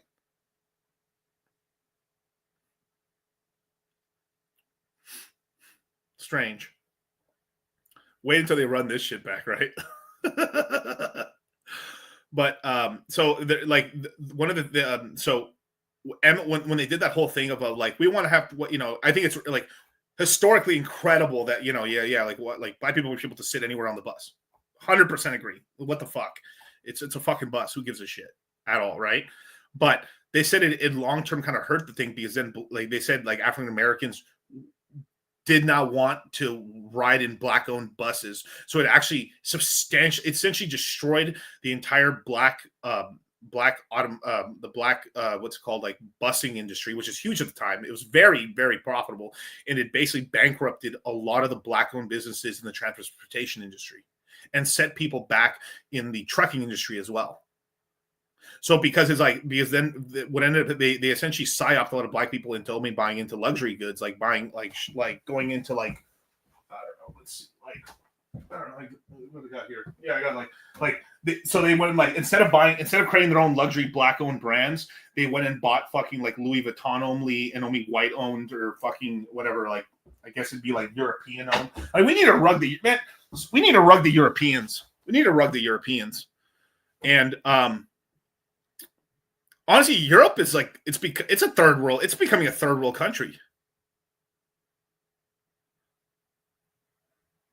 I don't know. Ever since I saw that shit with like, but anyway, it bankrupted like people like a lot because of these movements and stuff. Like I will find the clips and stuff. There was actually some guy, like there were people that were around during that time and that owned black owned buses.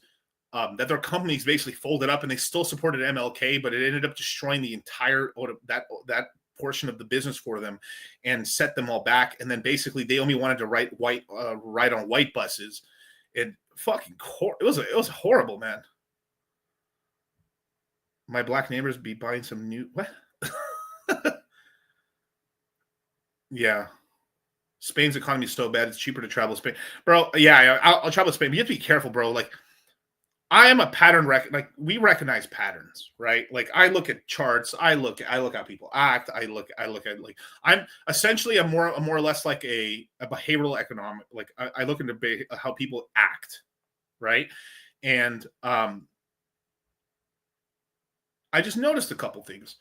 Every time an important crypto person dies, it always happens. It's in Spain, or it's in fucking like Puerto Rico, right? And the Puerto Rico one, I think that was a special hit job, but like still, like McAfee got fucking caught up in Spain and they fucking murked them.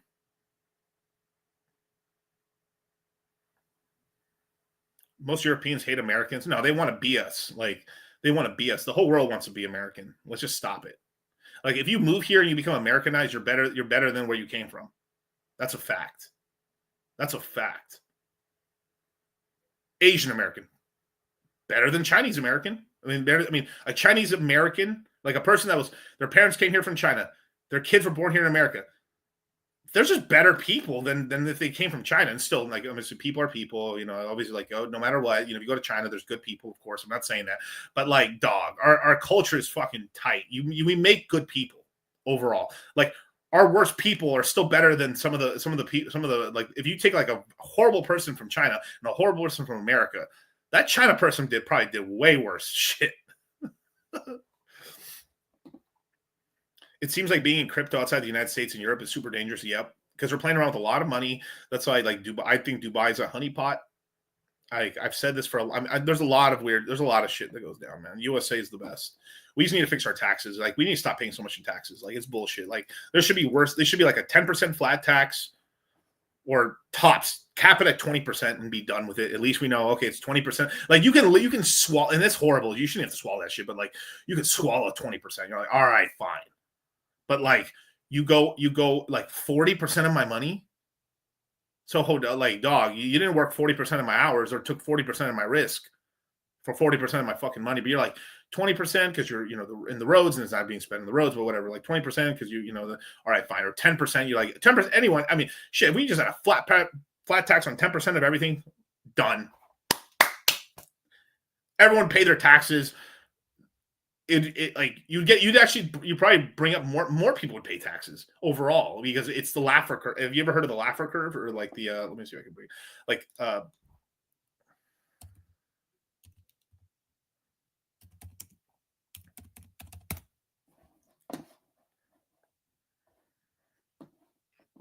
okay, let me bring up the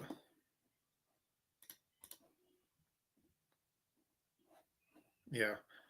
And if you're in the highest tax bracket, like if you're earning millions of dollars, it's like 37%, and you may have to write off some stuff, but like at some point, bro, like you can't escape. It's 30%, it's 37, basically 40%.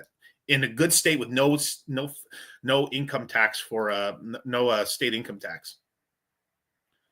The Laffer curve is a theoretical representation illustrating the relationship between tax rates and the amount of revenue collected by the government. So the more you tax people, the less people will pay over time because it becomes less important. So if the tax is really low, if the tax is very low, more people will pay the taxes. And there's sort of a sweet spot where like the taxes are low enough but high enough where like you're getting a peak amount of revenue for the government. So this whole thing of like, let's tax the rich 80%, then nobody will do nothing, or everyone will do everything illegally, which they do anyway. Like in California, almost all the businesses in California, especially if you're a business that makes less than $300,000 a year, there's every business in fucking California that making less than $300,000 a year nobody is paying their taxes correctly at all. Like literally, like 90% of businesses are having to lie because they have to. They absolutely have to. You couldn't survive in California if you did, right? And then once your business gets to a certain point, and then you'll like there just comes a point in time they're like, this is why businesses like, hey, 10% off, you pay in cash. Oh, you think they're reporting the cash? They probably report a little bit, but not all of it. Do I prefer private healthcare? Somewhat, but then it's just like the healthcare is just so muddled up and stuff. Like, yeah, I mean, yeah, here in America, sure, but like even then, like even if you have private healthcare, it's not perfect either and shit. And then like it's just so much. Like, yeah. Which coins do you prefer? Wait. Which coins do you suggest investing 1,000 into? Sonic, Sui, Solana, PulseX. The Grays, Goggles. There's a lot of coins. Sui, yeah. There's a lot of great coins. I think I missed some right here. Okay, Chef Tito, man. If Bitcoin reaches Bitcoin reaches $170,000 before December. Okay, let me put this for December in 2026, 27, 28. What will be the lowest Bitcoin will drop to?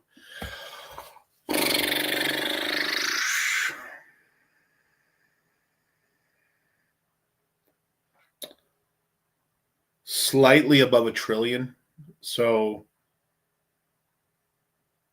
somewhere in the mid to high 50s, give or take it. Because if we, like I said this in the stream, if Bitcoin topped out right now, like we topped at 109, that was the top, and then we start crashing. The bottom's probably like for Bitcoin, it's probably going to be in the low 40s to high 30s for the next drop and shit. So yeah, probably somewhere in the 50s. It's going to be above $1 trillion market cap.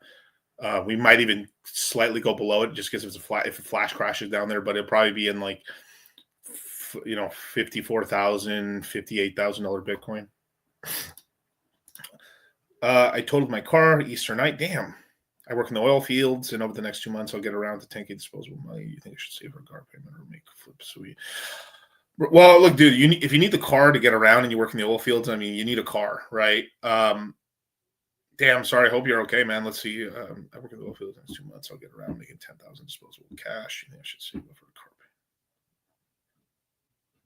payment? I mean, you're risking it. I mean, if this capital you really need, you really can't risk it. If you really need the capital, but like, no risk, no story either. So like, you're just going to have to, you know, take a swing with it and stuff like that. You can maybe take half of it, risk it to make a double or 2-3x, and then send it from there, man. Yeah, I mean, like there's tons. I mean, you go watch Oil Man, let me see if I can find Landman. There's a great show. You guys should watch Landman. There's a great show. There's some really shout out to Paramount right here. Let me see if I can share the screen.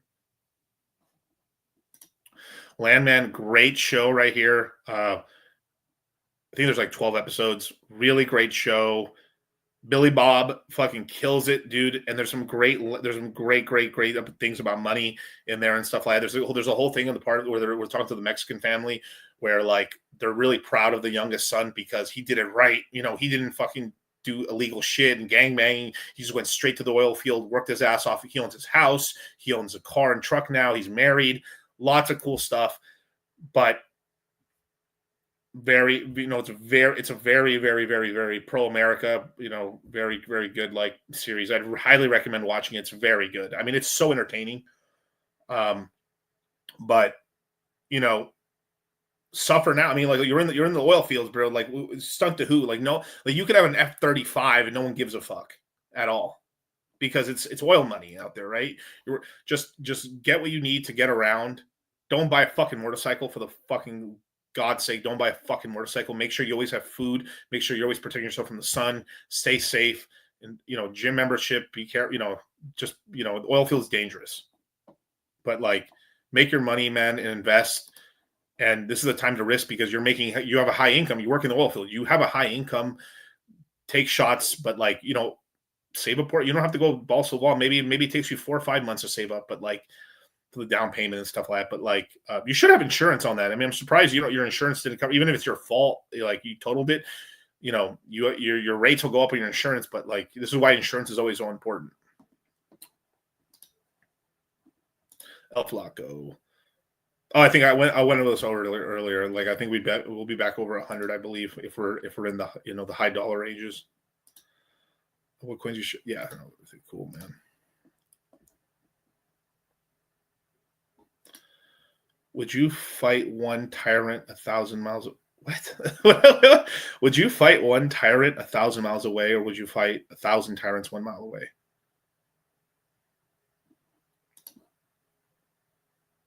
Tyrants? Like, oh, I guess 1,000 miles away. It's just one person is concentrated. I guess I don't know. But anyway, you guys, thank you so much for joining, man. Join the fucking Citadel, man. Stop being poor. Stop being broke. Over 600 members in here. We're about to drop all the stuff right now. We're about to have some webinars this week, and we're about to go over a lot of prices. We're about to go over some moves, some strategic moves. We got some crypto. We got some crypto guests coming on. It's gonna be really cool AMAs, subject experts on their ecosystem. So be really cool, man. Someone asked me, man, like, did me and Charlie bet on the Wilds and the Las Vegas Knights? Yeah, I would have won it because I would have bet on the Golden Knights. Charlie would have bet. He's like, I just have to bet on Minnesota. But like Minnesota, I think kicked their ass so far. I don't know if the Knights are out just yet, but cool hockey games. So with that, man, thank you so much for joining me, man, and peace. You buy this for $39.99. Guess what, folks? You take the L away. You put a W there, baby. You're a winner, man. You're the real deal. You're picking up chicks. Let me tell you something. You buy this set at $39.99, baby. You're the cock of the walk, man. You walk into the bar and you just find the hottest chick and you go, you, me. Guess what? She says, why would I go out with you? Because I bought the deal on Wild West Deals for $39.99. That's why. She says, can I go home with you? That's how simple it is. That's how it works. That's what this set brings to the table. Because you know what she sees? She sees a man who knows what he wants. She sees a man who says, good deals don't get by me, baby. I move. I act quick. I act now. I go to wildwestdeals.com. Boom. That's why you're hanging with chicks all night long. That's why you got guys like Michael Jordan calling you, wanting to hang out with you, baby. Because you bought it for $39.99.